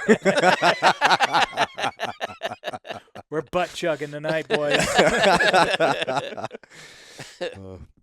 So that was day one, like checking into the teams. And Did you get away with that though? Oh yeah. Nice Oh, job, yeah. dude. Shit, Yeah, man. Were you paying cash at the bar? Yeah, I always pay cash. See, you I know what? always This pay is why I cash, fucking. This is why I brief That's the a trick students. of the trade. That's That's Yeah. a trick. that Yeah. everyone And needs then to I listen tip to. heavy. I'm like, yo, let me get like. That's Yeah. another tip. Yeah, William. I'm like, let me get You must have been through my brief. I was, dude. No I shit. remember that shit. No shit. Dude, and I got the Team Guy, what is it? The Team Guy Manifesto, which is like all the things like. Oh, the 60? Yeah, that's a dude. good one, dude. And that's one of them. It's like always. Number 1 and number 60s, don't be gay. Just got to It's sandwich like it. pay cash, tip heavy. It's like, yeah, Yeah. dude, that shit works. And what's funny is like I came back later to the bar like another night, and I'm at the door and I go to show my ID. They're like, "Oh, you're okay, psycho. Come in." Brady got a nickname at the bar. Right? Like, all right, psycho. It's like, but so yeah, man, that was getting blessed into the teams, and dude, first platoon, I feel like everybody I talk to is always like the best platoon. It's like you're a new guy, you're finally made it, you're ready to fucking throw down, get after it, and yeah, man, it was cool. We got to go to Afghanistan, got to go out on some ops, and like I said, all my older guys were just fucking hitters, dude. Yeah. We had the personality of the team was not exactly my personality. It was a little. Well, does 7 have a personality? I mean, It's kind of the milk toast of the West Coast. I don't know, dude. It went war crimes pretty quick.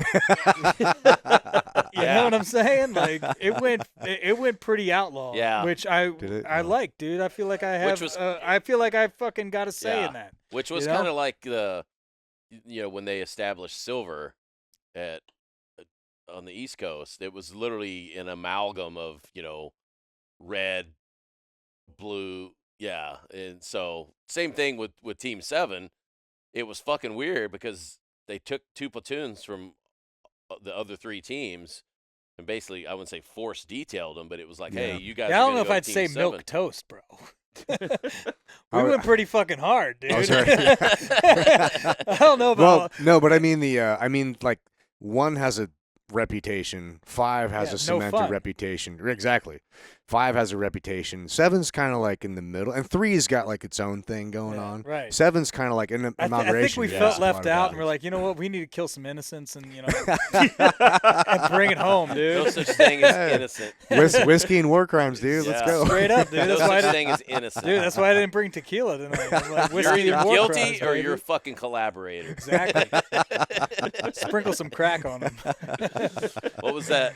There was some movie where they fucking it was Uncommon Valor. I Yeah. saw that movie. It was Yeah. a fucking awesome movie. Gene Hackman. But the main R.I.P.. one of the dudes is his character name is Sailor. Yeah. It's Randall Tex Cobb, Yeah. and he's like kicking in doors, and they're like shooting targets and shit, and like he blasts this fucking unknown or hostage, and they're like, "What about this guy?" He's all like, "He's a collaborator." Shouldn't have been there, man. But, Yep. Fucking awesome. But yeah, man. So that was fucking 2012-13, Afghanistan, Terran Camp, Ruzgan province. Just partnered up, went out the door, and dude, it was fun, man. I mean, I didn't get to schwack bin Laden or anything, but it was cool. Like we got Not yet. Were you guys flying around mainly out there, or were you Oh, driving? Yeah, it was mainly flying. Yeah, we Yeah. did a couple. I ended up like 4 months in, me and like 6 other guys went to another like outpost, and it was with a bunch of like ranger dudes, and it was super sketchy, dude. Like it was all fucking ground mobility, and it was like, I mean, for them it was just like another day, another brief. It was like, yeah, if we hit an IED, this is what you do. I'm like, Jesus Christ, dude. Like, Yeah. we were just always doing like night ops, like on helos and shit, and so this was different. But I mean, it wasn't. I mean, it was nothing like what 2005-06 was, for That was a everybody whole else. different thing. But Right. it was crazy up there in the mountains too, because I always see like videos of the Marines being like way down south in Afghanistan, like in the desert. I'm like, where the fuck's the desert at? Yeah, Because it looked like the Colorado Rockies up there. yeah, yeah. I mean, when we went to this outpost, man, it was like, I mean, it was just probably our base was probably as big as this whole building, and like I was working out in the gym one day, and we start catching rounds. Oh, yeah. And I'm like, what the fuck is that? Like I turned down the music. I'm like, who is banging on shit? They're like, suit up. I'm like, what?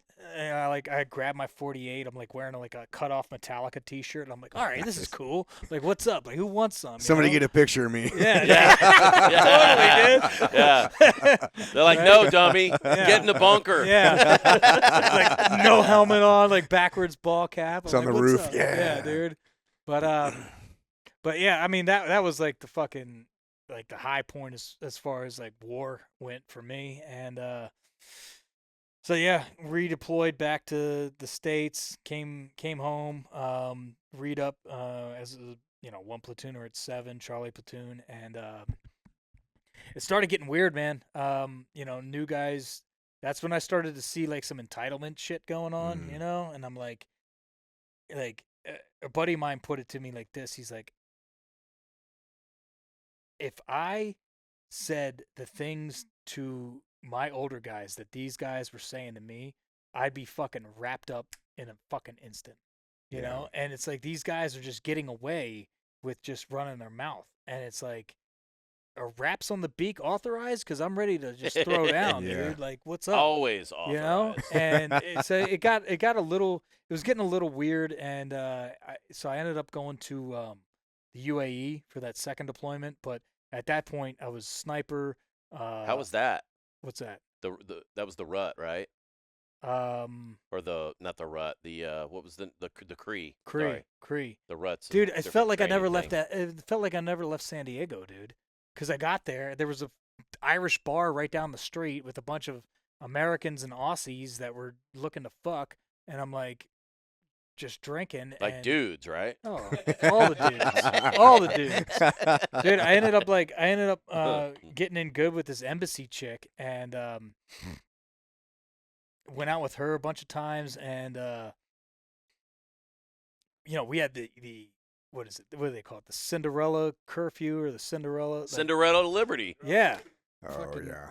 dude. Fucking guys back like by me- midnight, you're gonna Bro, turn into a fucking pumpkin. I'm like, dude, like I'm just getting warmed up, man. Like, you know what I'm saying? I'm primed now, and it's like, so finally they lifted that, and so they're like, well, you can go out and you can stay overnight, but we need to know where you're going, who you're with, and you got to have a swim buddy. I'm like, Okay, Mom. like, okay, and I just bounced, and I was like, yeah, bringing swim buddy. yeah, right? Ain't no fun if the homies can't get none. I bounced, dude. I was like, you got my cell phone, man. Like, hit me up. So I would go out with this embassy chick, and she had all the access. And so I go out with her, and, you know, it was like, look, go out, do your thing, muster by 9:30, right? So go out, do my thing, and 9:20 rolls around, and I wake up. And I'm like, I mean, it was a good night, you know?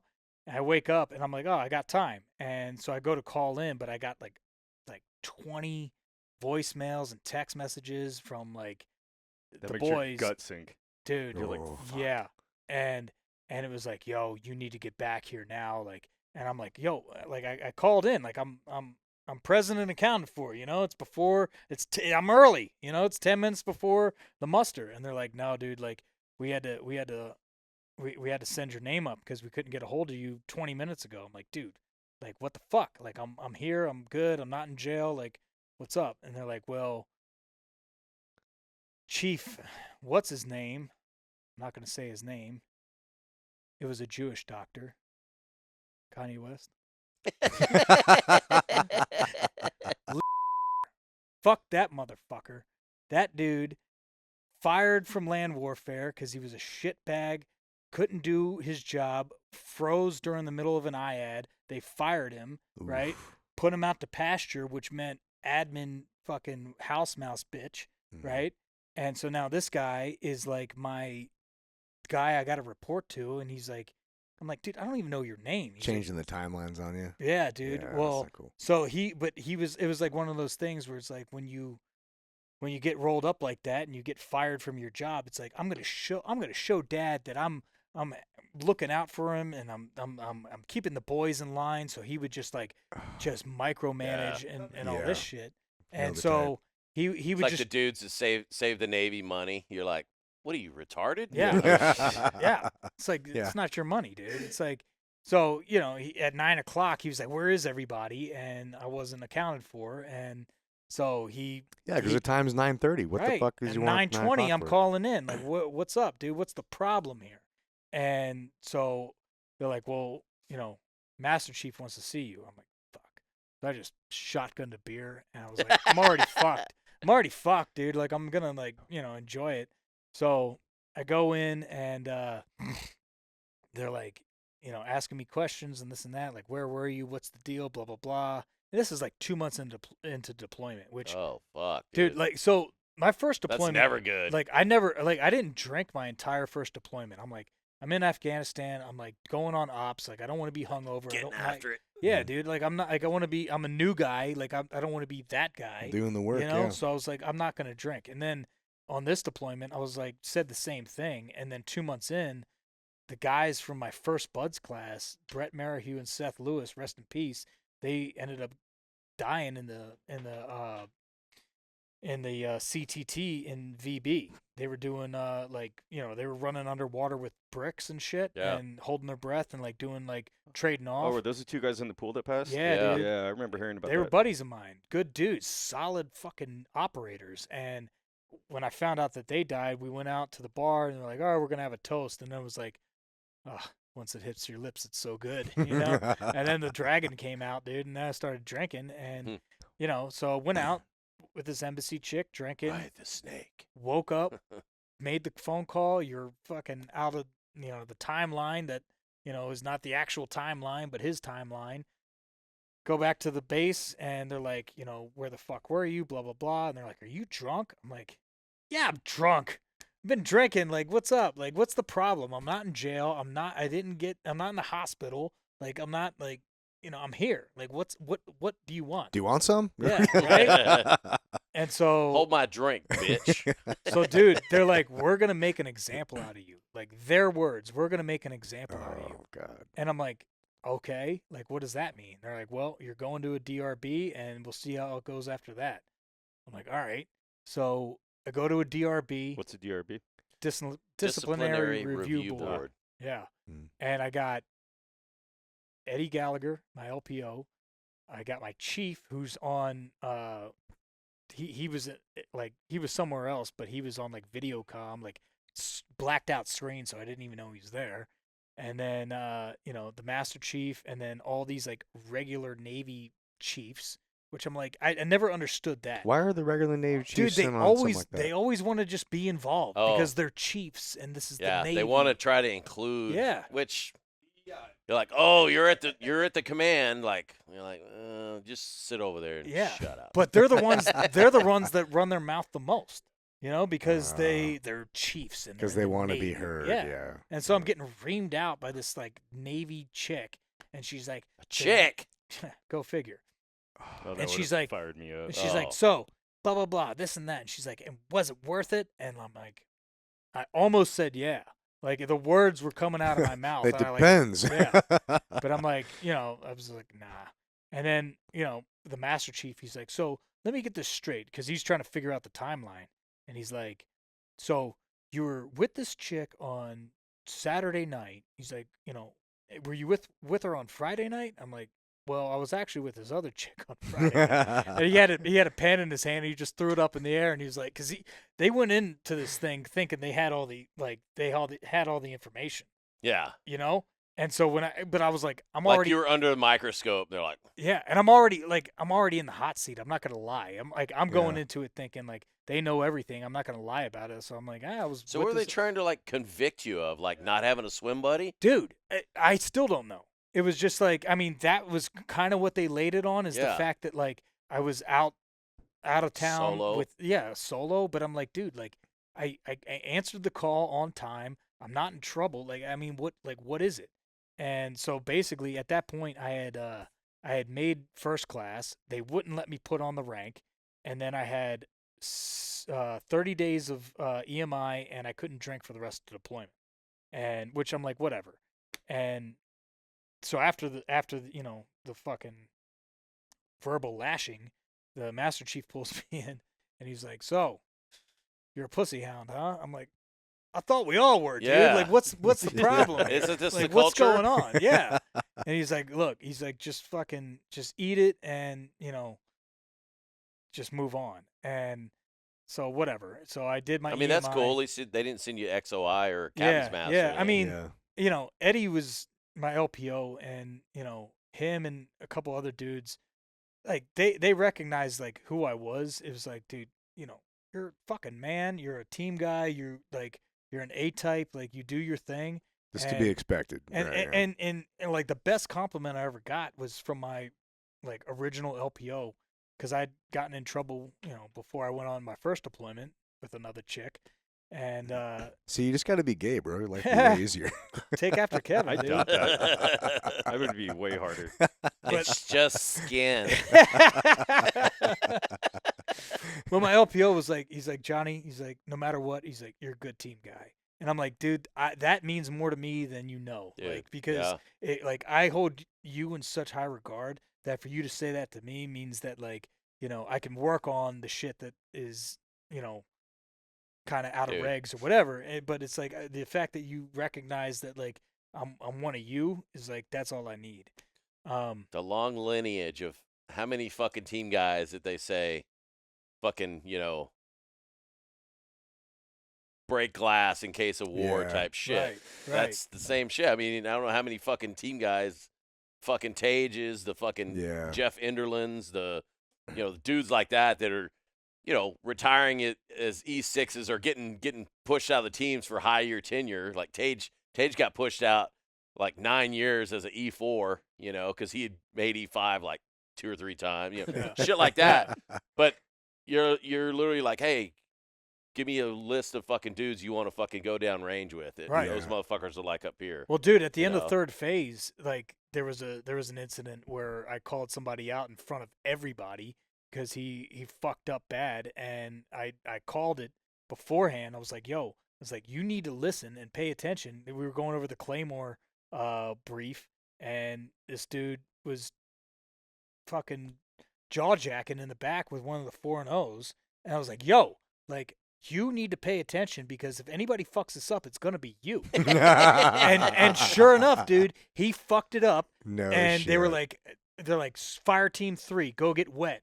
And I just called this dude's name out like as loud as I could. I was like, I'm not gonna say his name because he's still active, but I called his name out and they're like, what the fuck? And then they're like, all right, the whole class get wet. Johnny or Collins, like, what the fuck? And they got in my ass, and I'm like, dude, like, this guy, I told him beforehand, like, if he doesn't pay attention, like, he's gonna get the whole class beat. And so then, later on that night, they're like, we had a class meeting, and one of our, AOICs was like, who would not go downrange with Johnny? And the only dude to raise his hand was the dude I told you about earlier that I got in a fight with, that got dropped in Same SUT. dude, no shit. Same dude. That's yeah. funny. So it's like, yeah, break glass in case of emergency. It's like, what the fuck did I really do here? It's like, I mean, I went out like solo, and I went with, hooked up with some chick, and I called in 10 minutes before I was supposed to. And it wasn't even a foreign national. Right? Exactly. You're keeping it American. Yeah, There's a difference between the chest. There's a difference between being a SEAL and being a frogman. Right, I dude. think, like, do you wear the trident or do you fucking earn the trident? Exactly, dude. And what was crazy was, like, after they rolled me up and they, took my rank or didn't let me put on rank and told me, you got this EMI and blah, blah, blah. A week later, dude. 1 week later. 2 new guys, an officer and an enlisted guy, go out in, I think it was maybe Lebanon somewhere, with an EOD guy. That motherfucker, Bud's dud, ended up wanting to, be cool, gets in a fight with some local in Lebanon. The rule was that whoever's carrying the gun doesn't drink. The officer was carrying the gun. He was drinking. It ends up in this huge bar brawl, and all 3 of these dudes get their asses beat, and the gun gets jacked. Oh fuck, man. God. That's not a good because look, of this dude. EOD guy. It's not a good And look. then the AOIC Dude, I didn't even hear about that. Dude, fucking he gets story. shipped. Dude, they fly his ass back to the Strand. They have an all hands fucking. This is during your deployment? This is a week after I got in trouble for not being cool Yeah, enough for yeah. this, whatever. Not being extra early to the Calling extra in Dude, early. whatever call it what you want, dude. Like. Hey, so, if you're not 15 minutes early, you're 10 minutes Yeah, late. you're like, hey, motherfucker, I could have been this. Yeah. Come on. And that's what I'm saying. Like, I'm over here, like, watching TCNs, like, clean the bathrooms while these guys are getting their fucking jaws stomped out and getting their guns jacked by locals. And it's like, really? This is what we're talking about? You want to make an example out of me? Exactly. So it's like, it put a bad taste in my mouth. And, I, honestly, like, that officer and that enlisted guy, like, they were great dudes. The enlisted guy, he's still doing well. And the officer, they had, like, a public, like, guillotine. Shame! Yeah, dude. I mean, Shame! first phase grinder, all hands West Coast. Like, shit. they like ripped him. God and damn. out the door. And dude, the EOD guy, as far as I know, he's probably a fucking Master Chief by now. Like, this guy, shitbird. E10. Yeah, The dude. first. E10. MacPon EOD. Master Chief. I mean, it was just it put a bad taste in my mouth. Like I said, the first deployment, like, fucking let's go. Afghanistan, we're working. Second deployment, it's like I never left San Diego, dude. It's like going to the bars, hooking up with chicks, like partying, and then they're like, well, you weren't here at this time. I'm like, dude, but I'm here, like, and I'm early. So what's the deal? And then this shit happens, and I was like, all right. So that kind of started the trajectory of, like, me bouncing. I never understood. Well, I understand it, but, like, the big difference between the Navy deployments and the Army deployments is, like, all of my deployments were like combat deployments, and I got a bunch of guys who are like, hey, taking off on deployment, and then I'm getting sent videos from fucking Sydney, Australia, and there's just like 4 chicks in bikinis running around, and like the whole kitchen counter is just lined with empty bottles. And I was like, Yeah. "How's your deployment going?" I'm like, but then they come back, and it's a podcast or it's an ERB or whatever you guys call them, and it's like, "Yeah, I got 10 deployments." How many of those were you actually like hosing bodies? Yeah. Right. Yeah. Like none. Not all deployments are created equal. Yeah. Yeah. Yeah. Very true. Yeah. Very Dude, true. especially pre 9/11. I mean, dude, there was a period in the teams where, I mean, dude, you had dudes who missed Vietnam and stayed in for 20 fucking years, never did a goddamn thing.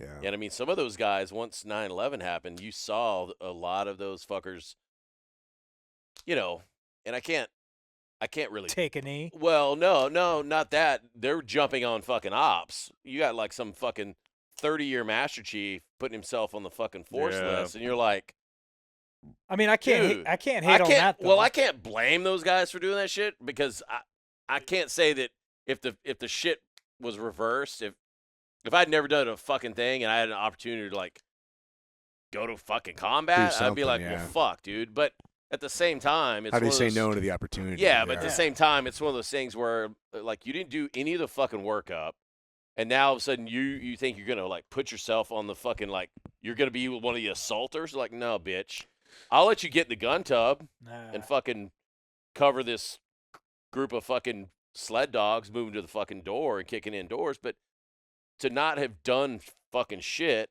and then you come back and you see like a Group 1 Master Chief, who went down range with the Jasota and has like 8 fucking Bronze Stars with V's, and you're like, right, yeah. you're like, what the fuck, dude?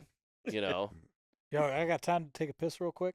Yeah, man. Yeah, we'll take a break. Yeah. Go to the bathroom to Yeah. do it though. We'll take a quick break then.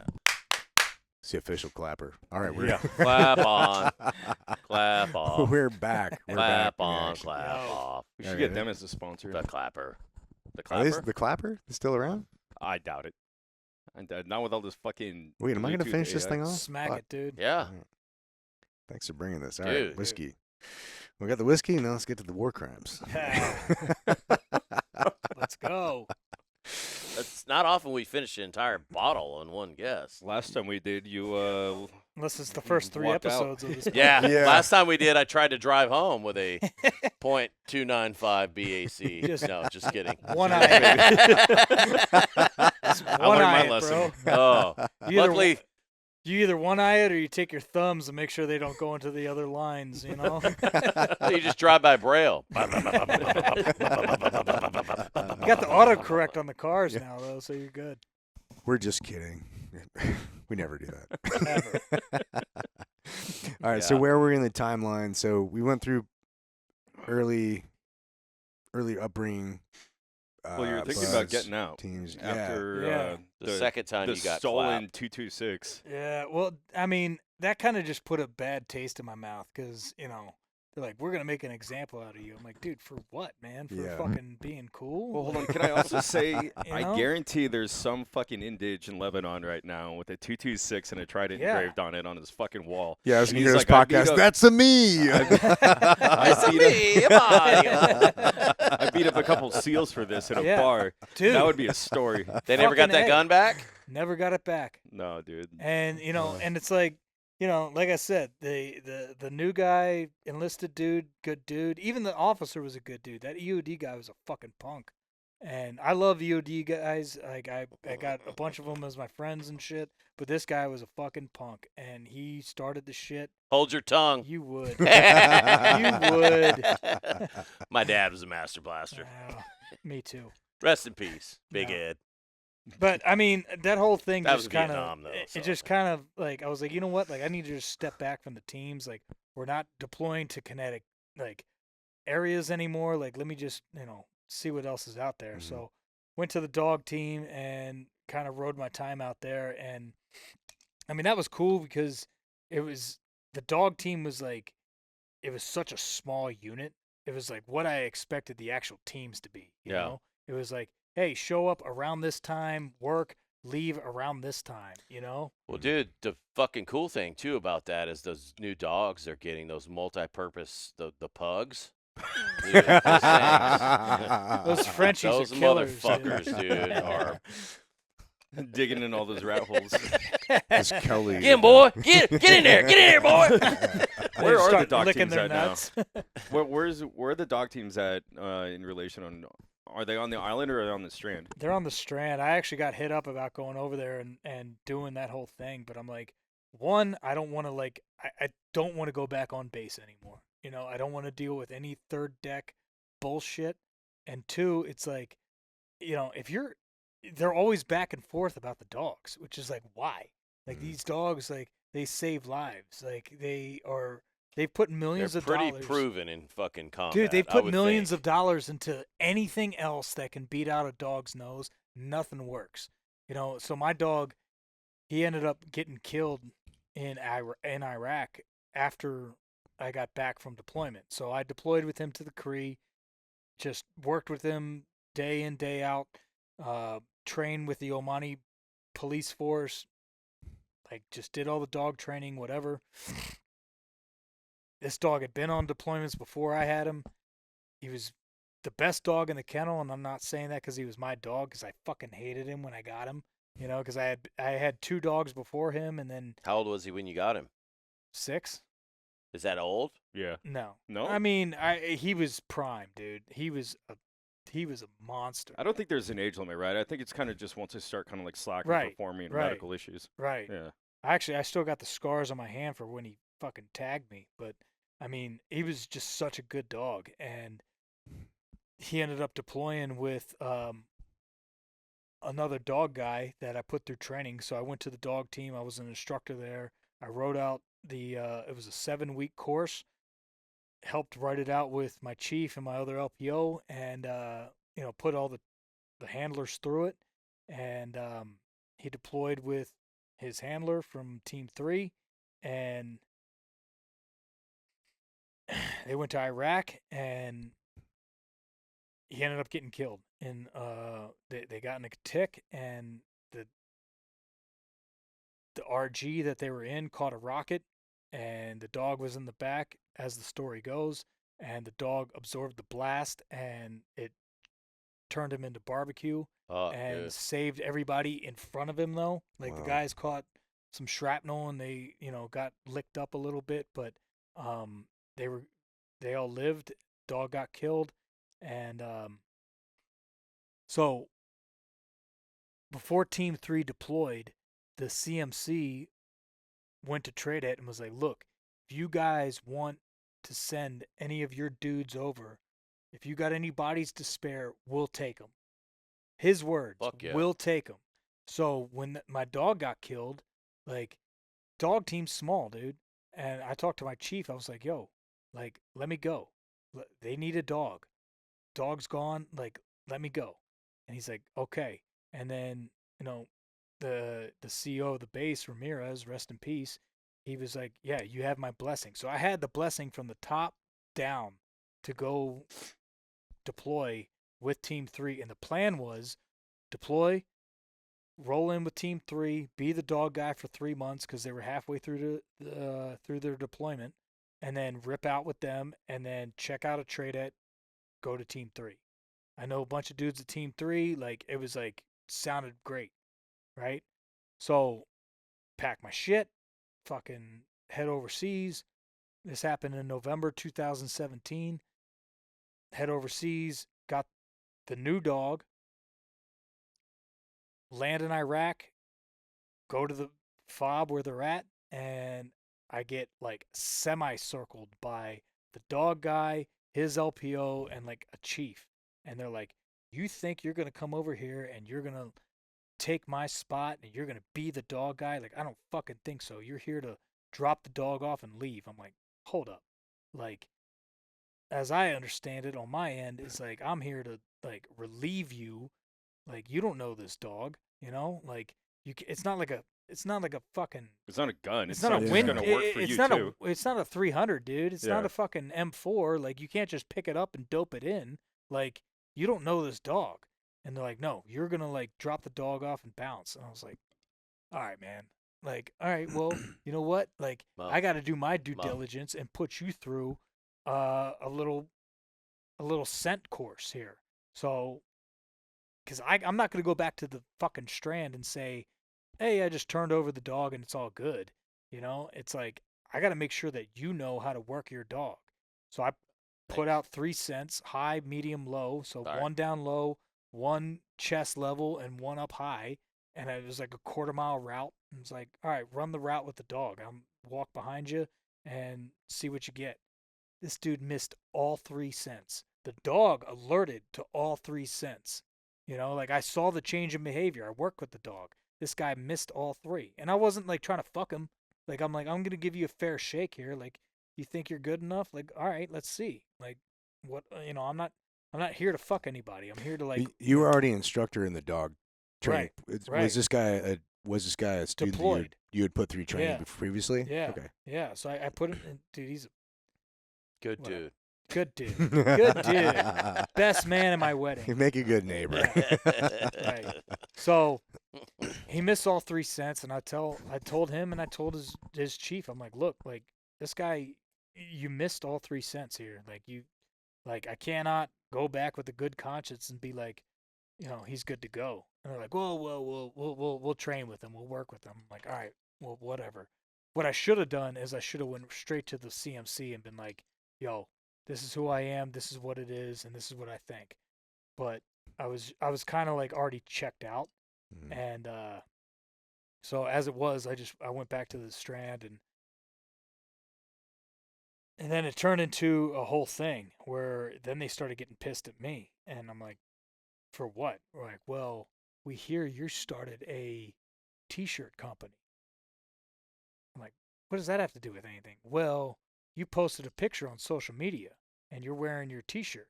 I'm like, this is what we're talking about now? We're not talking about like a dog getting killed and guys, in the fight, and you're talking about like a t-shirt company that I'm moonlighting here? And they're like, well, what's pay the man? Yeah. I remember that. Yeah. So yeah, back in the day, another team guy buddy, Kevin Kirk, me and him, we started a apparel line called Pay the Man, which I think was sick. It was all about just Paying the man. paying the man, dude. Yeah, I remember that. Get Doing the after work, it. yeah. Dude, it didn't work, but I thought it was great.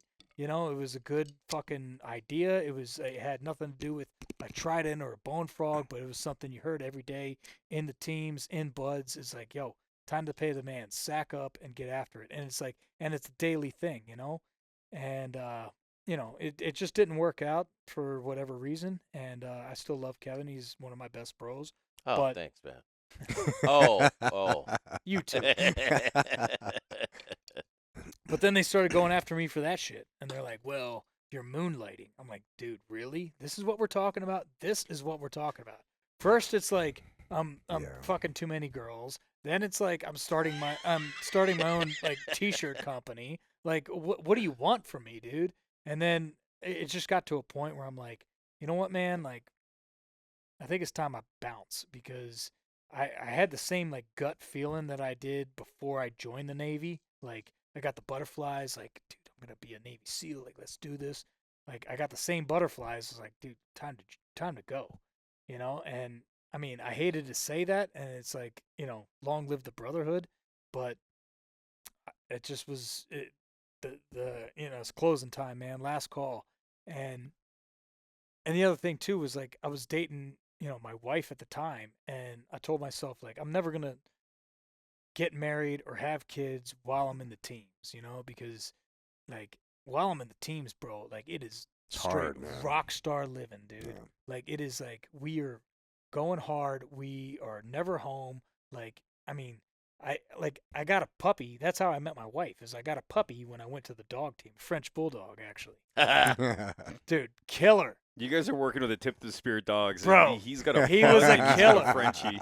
Frenchies are the shit, dude. I got a Maltipoo too. Dude. That bitch has one eye. She got chomped by my other dog, Oh, shit. Flash, the Dang. shepherd. Fucking Oh God. hold my drink, bitch. Yeah.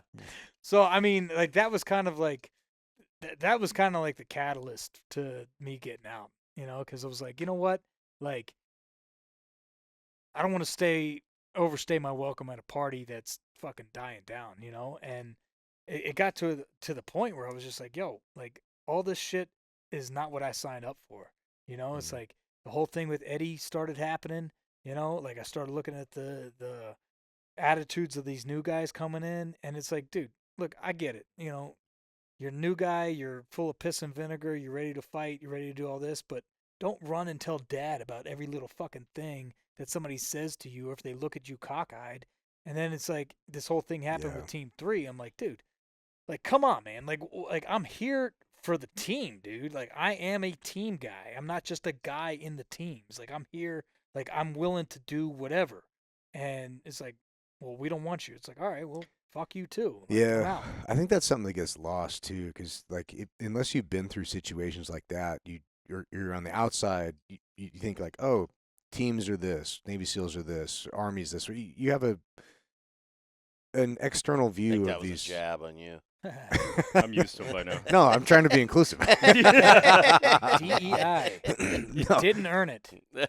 Well, also too, we have our own language, and I'm thankful that Nick has a different perspective, because sometimes he's like, hey, this acronym, I don't know what the fuck it means. Like, oh yeah, I forget. What the Yeah. fuck? Like, oh yeah. Oh yeah, Navy and the Yeah. Army does not. I'm like, speak the same motherfucker, language. it usually starts off with this, like, hand salute, uncover, 2. Yeah. Yeah. Gross. Captain's mask, bro. It's like, fuck.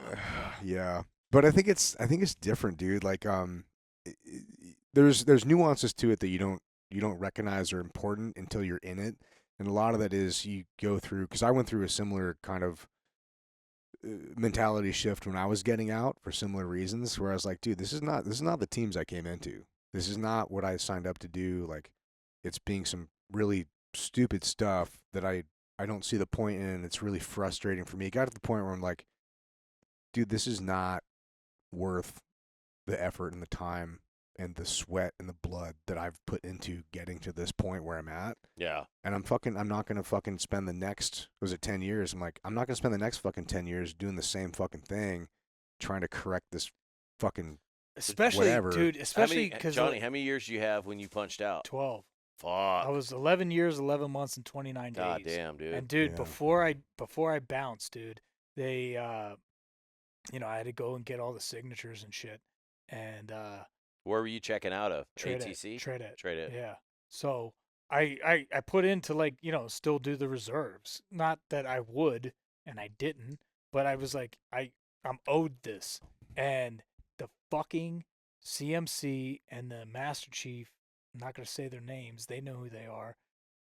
They pushed back on it, and they're like, this guy doesn't deserve to be in the Oh, reserves. you mean the OIC and No, the CMC? no. don't The C- deserve it to was- be in the reserves? Yeah, What dude. the fuck? Yeah, dude. Yeah. That's I had to, crazy. like, So wait, who was it? The CMC and the who? of Tradet. It was the CMC of Tradet and another Master Chief Oh. at Tradet, a Damneck dude, and they're both fucking cockbags and whatever, but they were This is because of like the apparel company, or just yeah, your full just body just of work? me, just Johnny Collins. They're like, Dude, that's you fucking they're weird, like, you man. don't, like, we don't think that you represent the community in a way that you deserve to be in the reserves. I'm like, That's crazy, motherfuckers. dude. I'm like, I was driving a Dodge Challenger at the time. I had that thing running in the parking lot for 2 hours because I thought I was going to go in, get a signature, and bounce. And I went in, and they were like arguing with me about how they weren't going to sign off on me being in the reserves. And I sat there, like, being like, look, like, this is why I'm owed this. Like, I'm not asking you to give me anything. Like, I am owed this. Like, you don't get to just take away my fucking rights and privileges here because you don't like me. You know what I'm Right. saying? Yeah. What kind of like tit for tat? Well, it's not like you were getting kicked out under Right, some dude. fucking. It's like, I told austere you, like, fucking I'm leaving. conditions or some It's shit. like, I Right. told you I'm leaving. They're like, oh, you're leaving? Well, we're taking this with us. It's like, dude, like, are you real? Like, for real? They did that And- to me too. And so the Ugh. CO, Sean Glass, I can say his name because he's out and he's a good fucking dude. He sat there and he listened and he was like, check, check, check. And he went and he made a phone call and he was like, because they asked me, like, do you know any, like, who can vouch for you? I'm like, how about Dave Hansen?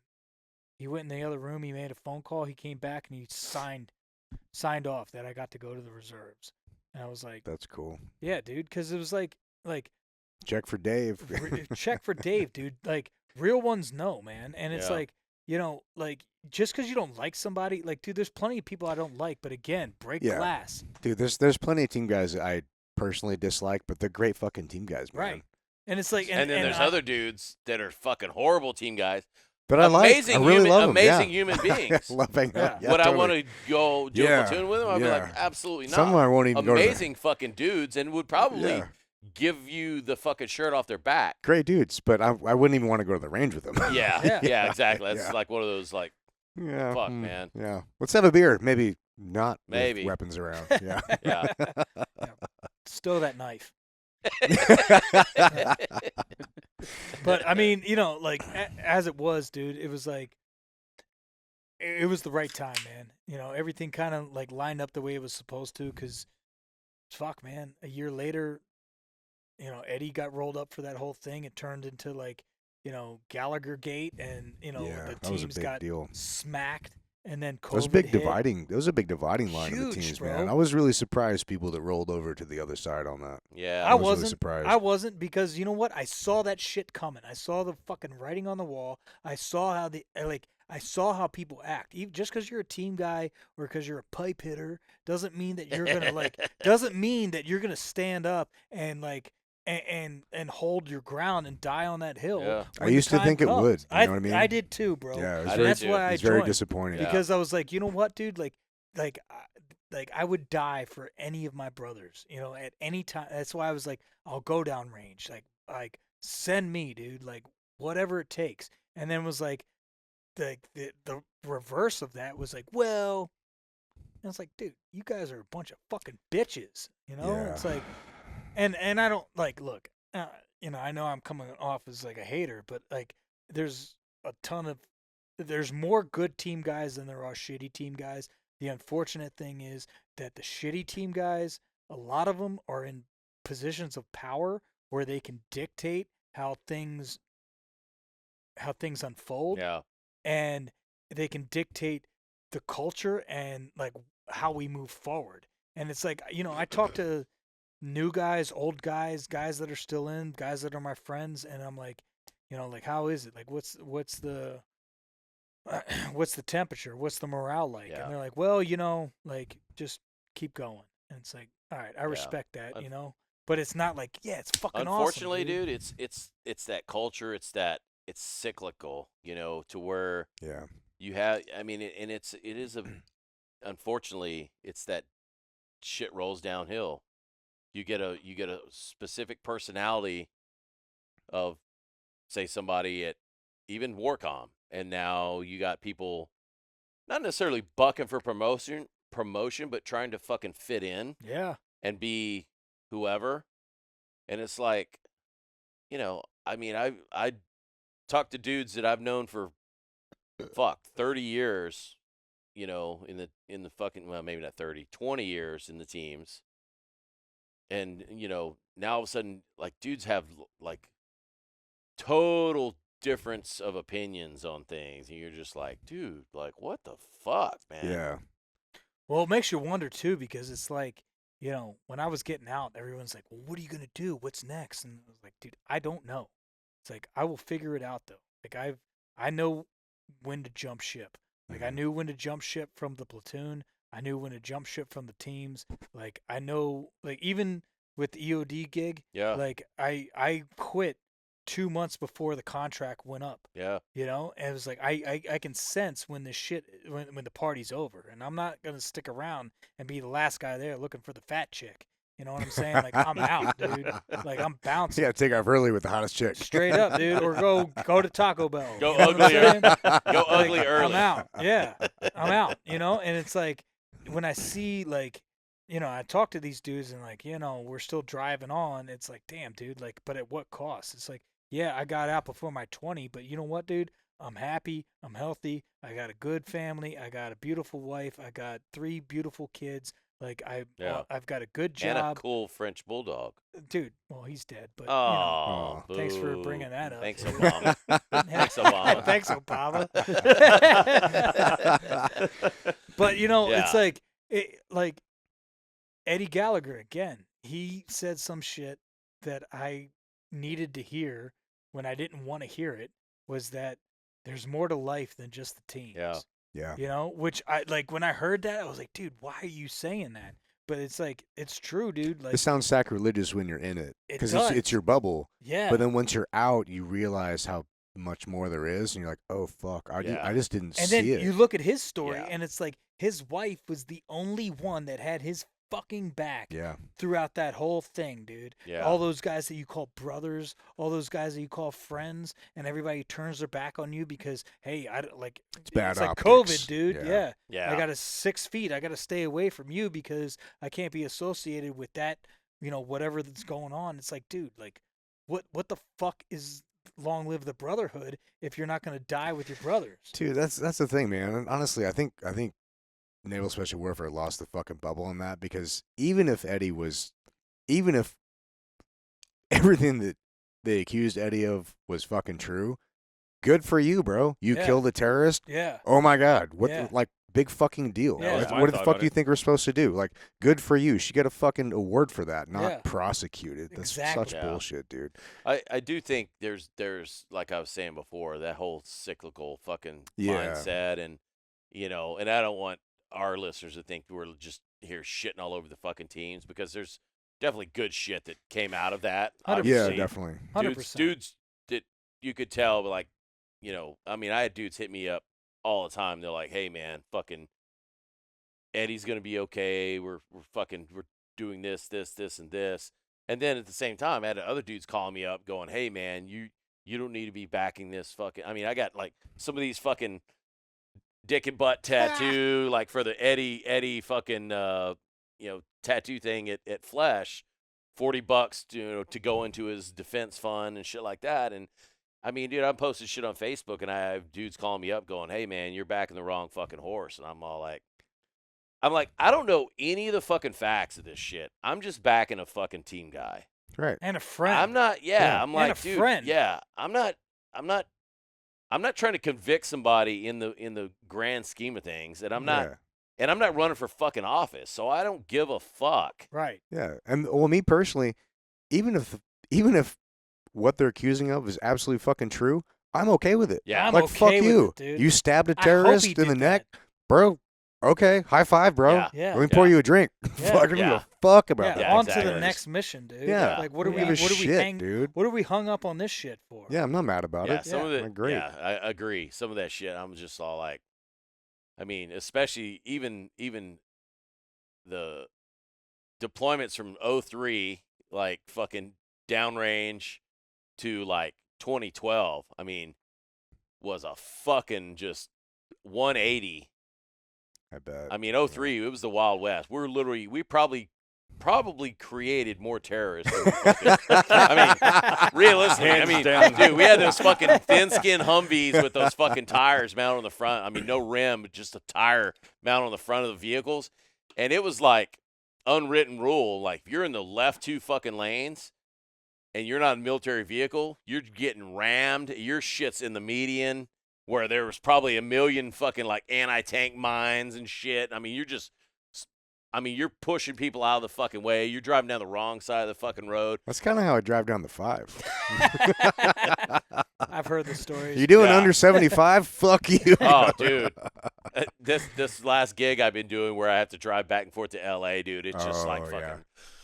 I'm like, ugh, like every fucking brother that I have ever known that is, God forbid, somebody kills himself or finds a way that they can't deal with being on this earth anymore.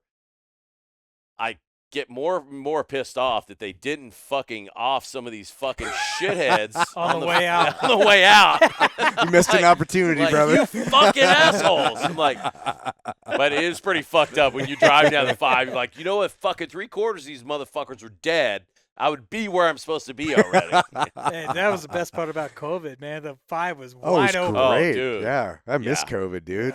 Yeah, I miss because everybody who's a fucking loser leftist is wearing a mask and they're Oh my identifying God. themselves. It's great. Yeah. Oh yeah, I love it. dude. Yeah, that was great.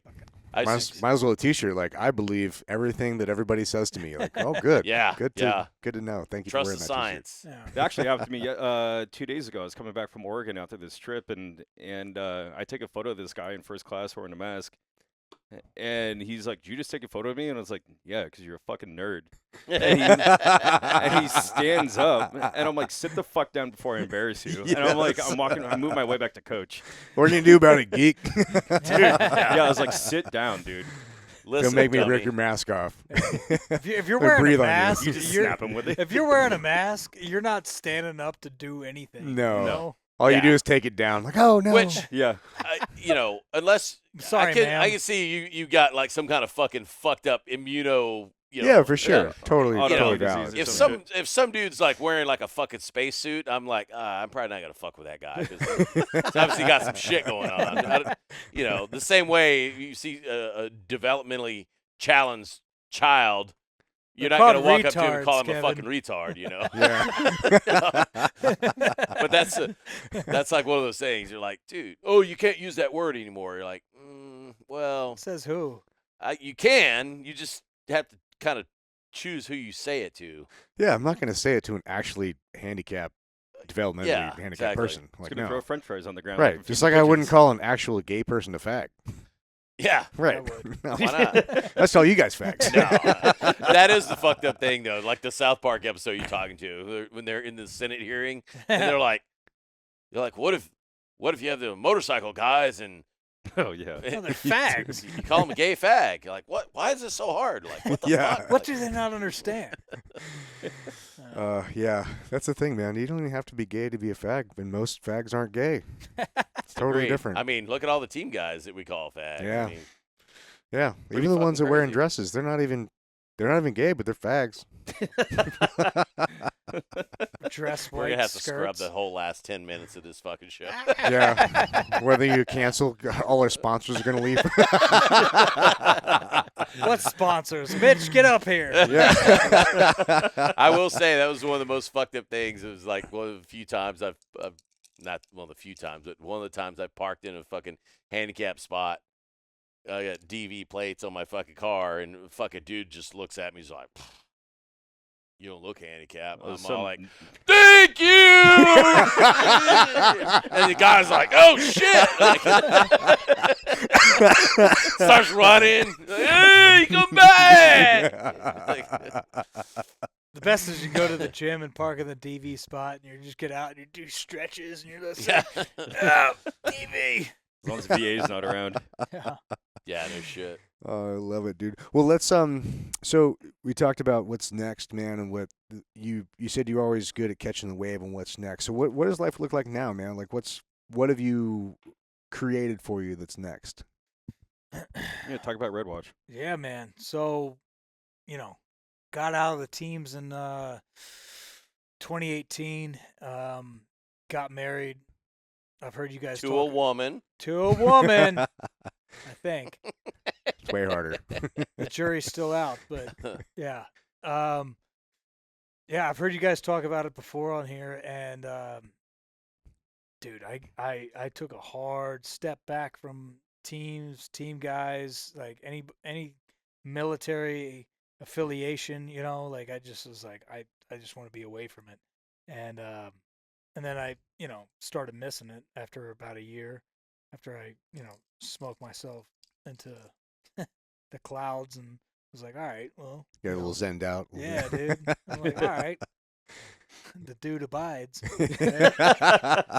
But yeah, I started working Kevin's old gig and teaching EOD guys how to shoot, move, and communicate at a basic level for a few years, and I was like, dude, this is the shit I'm about, is shooting, So I'm big into rifle, pistol, long range shooting, and I always wanted to kind of start my own like shooting company, because I looked around, I'm like, San Diego is dripping with operators, and nobody teaches shooting, and I'm like, why is that? It's like, maybe it's not having a range, maybe it's not having like the bodies, or pick something.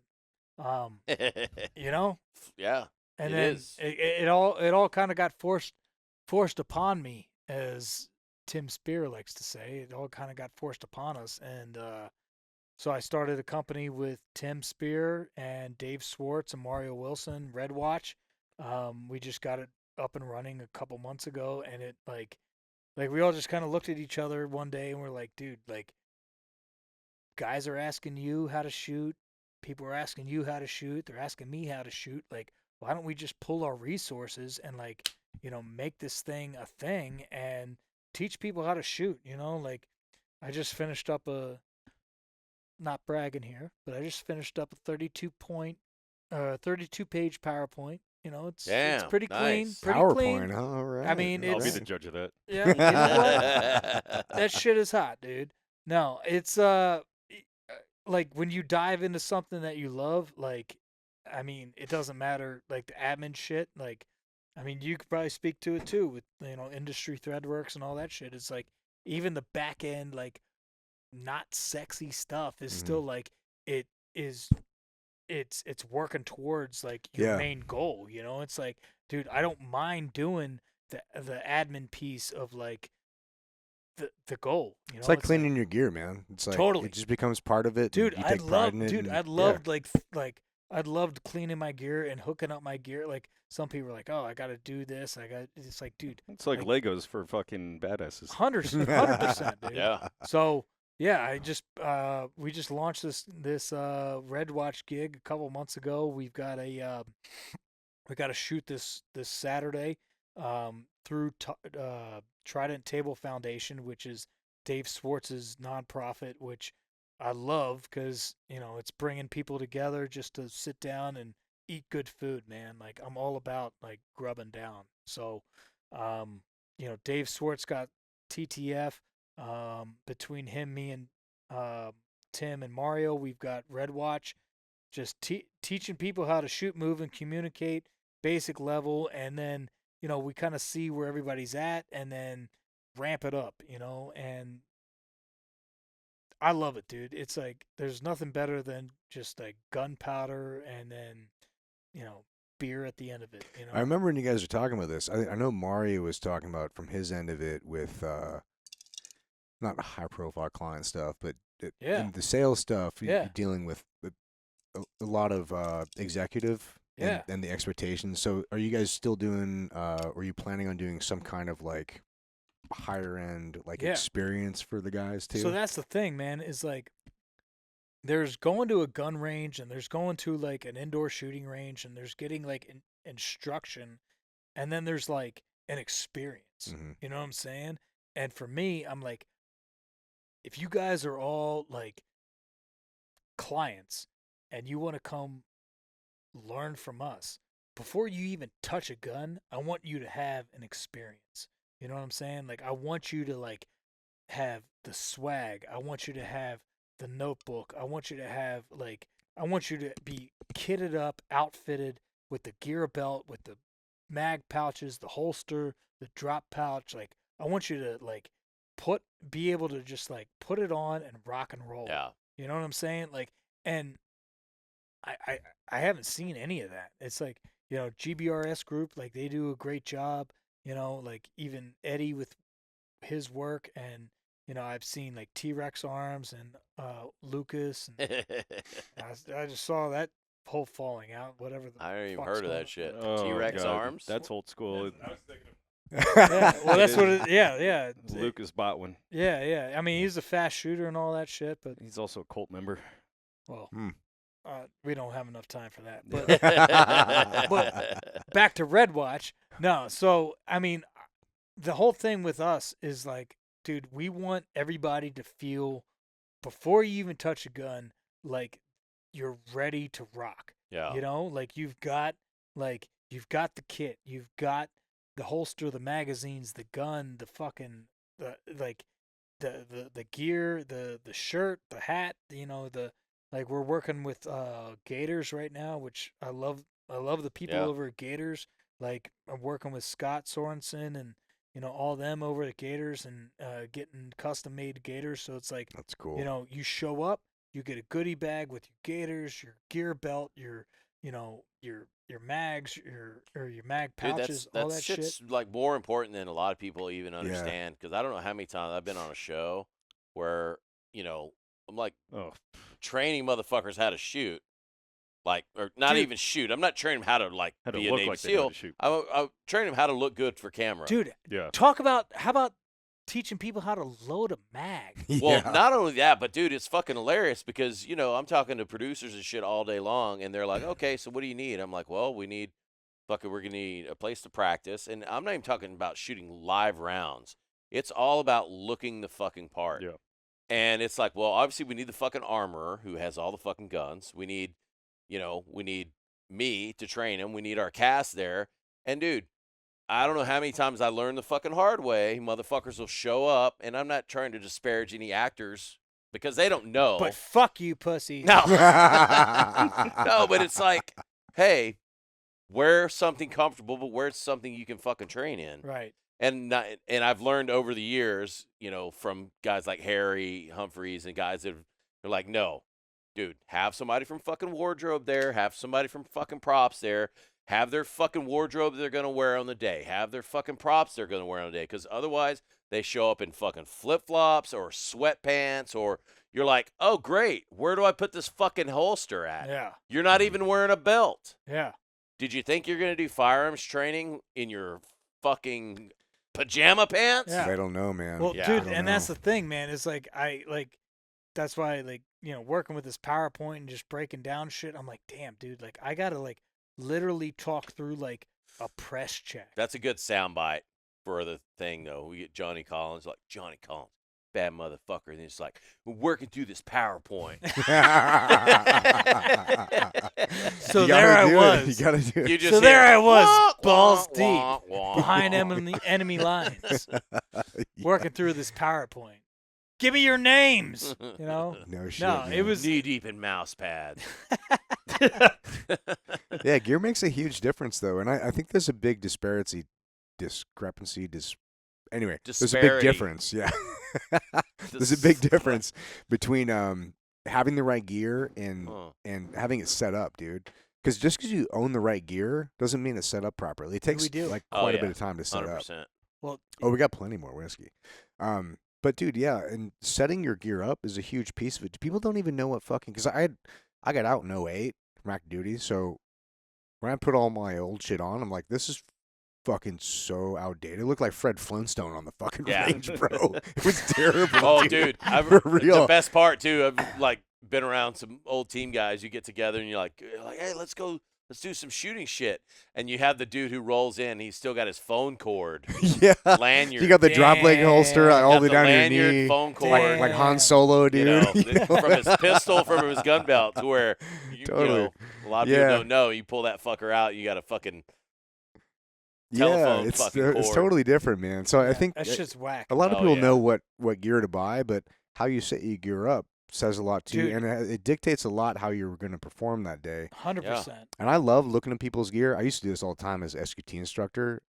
I could tell because I spent probably way too much time looking at my own fucking gear and sewing my Yeah. own shit in the airloft.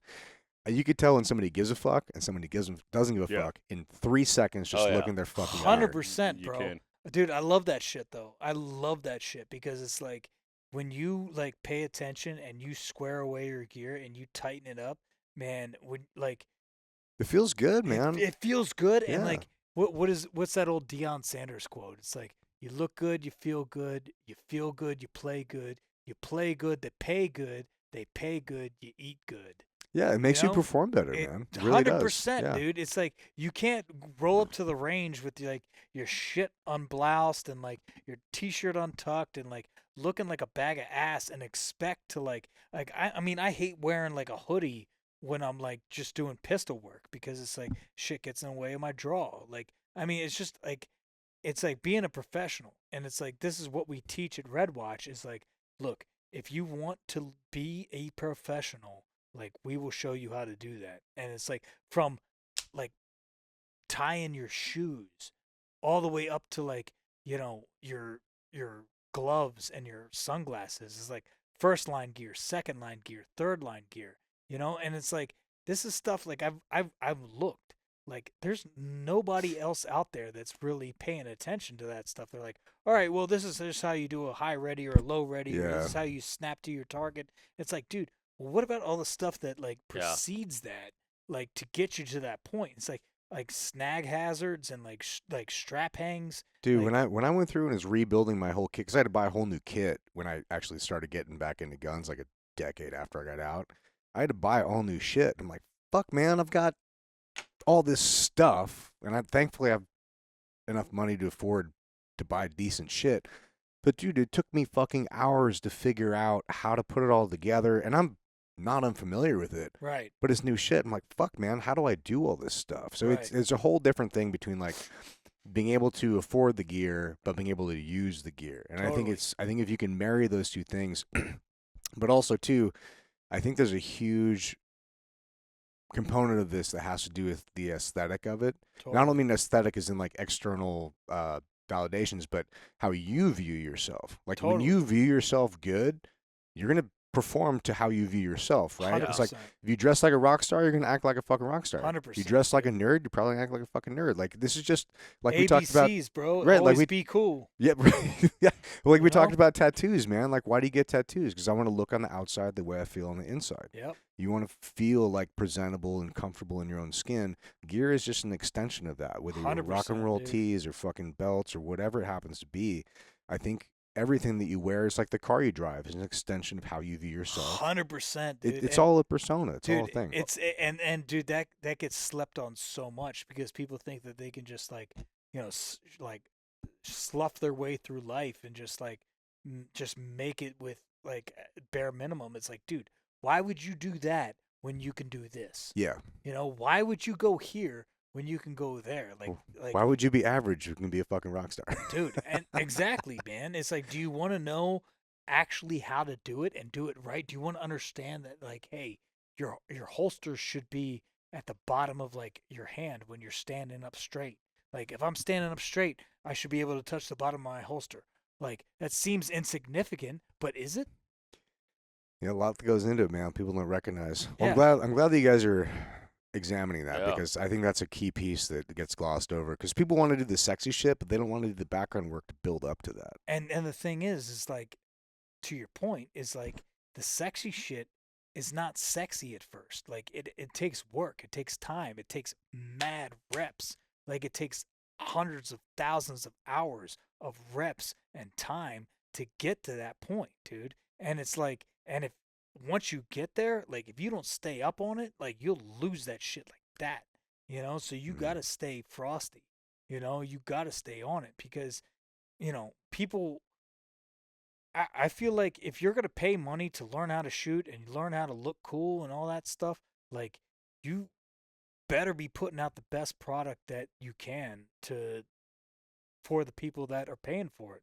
You know, because Yeah. if not, I mean, You don't want the fucking Timu version of that shit. yeah, dude. I And there's used to- so many of those. There's so many of those. There's Yeah. always that old saying, always be cool. But there's, Yeah. I used to tell the students this all the time.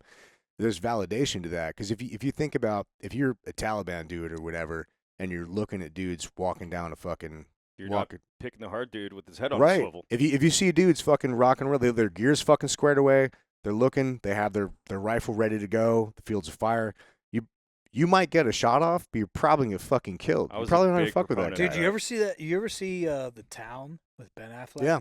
Remember that scene when he's talking to his boss and he's like, dude, I don't feel comfortable taking this bank. He's like, I don't want to fucking take the bank with the guard where he's got his fucking Boots boot, bloused. his boots Right. bloused Yeah. and his combat boots. You know, Right. he's like, I want With the guy fucking that's quick like, draw holster. yeah, fucking- I want the guy Yeah. that's like fat and sloppy that looks like a bag of shit because I know I can take him. Yeah. It's like, you know, it's how you present yourself. Well, And- SEALs get a lot of shit for this, obviously, because always be cool, like, oh, the hair and everything. But it's one of those things where, like, it's actually, it's tactical. Because if Totally. you look like you know what the fuck you're doing, and if you're tactical, you can tell when somebody's just fucking around or somebody actually Tactical. knows what they're doing. And, like, dude, being good at what you do looks fucking cool. Dog, when It I does. got out of the military and I could grow the beard and the hair and I went and I worked with the EOD, dude, I was more squared away when I had relaxed regulations with the fucking hair and the beard than I ever was in the teams, because I'm like, dude, I can just fucking show up like looking hard and being hard rather than, oh, fucking sideburns have to be right here at my Yeah. earlobes and, no 5 o'clock shadows and all this. It's like, dude, why don't you let us be who we are and train to who we are and show these guys like what it is to be a fucking hardcore operator. Well, I'm glad you guys are addressing that because it matters. And I don't think a lot of people talk about that. Well, dude, it's the little things are the big things, man, Yeah. and people sleep exactly. on it. And it's like, all right, man, I'll take that. If you're gonna sleep on that, I'll take that shit, and I'll fucking show them what's up. Fuck yeah, man. Well, where can people find you then? What's the socials and the emails for Yeah. everybody? So personally, you can find me at Shoot, Eat, and Lift on Instagram. Love it. Acronym for SEAL. Shoot, Eat, and Lift. What's up? Our company, Red Watch, Red_Watch on Instagram, and then Trident Table Foundation.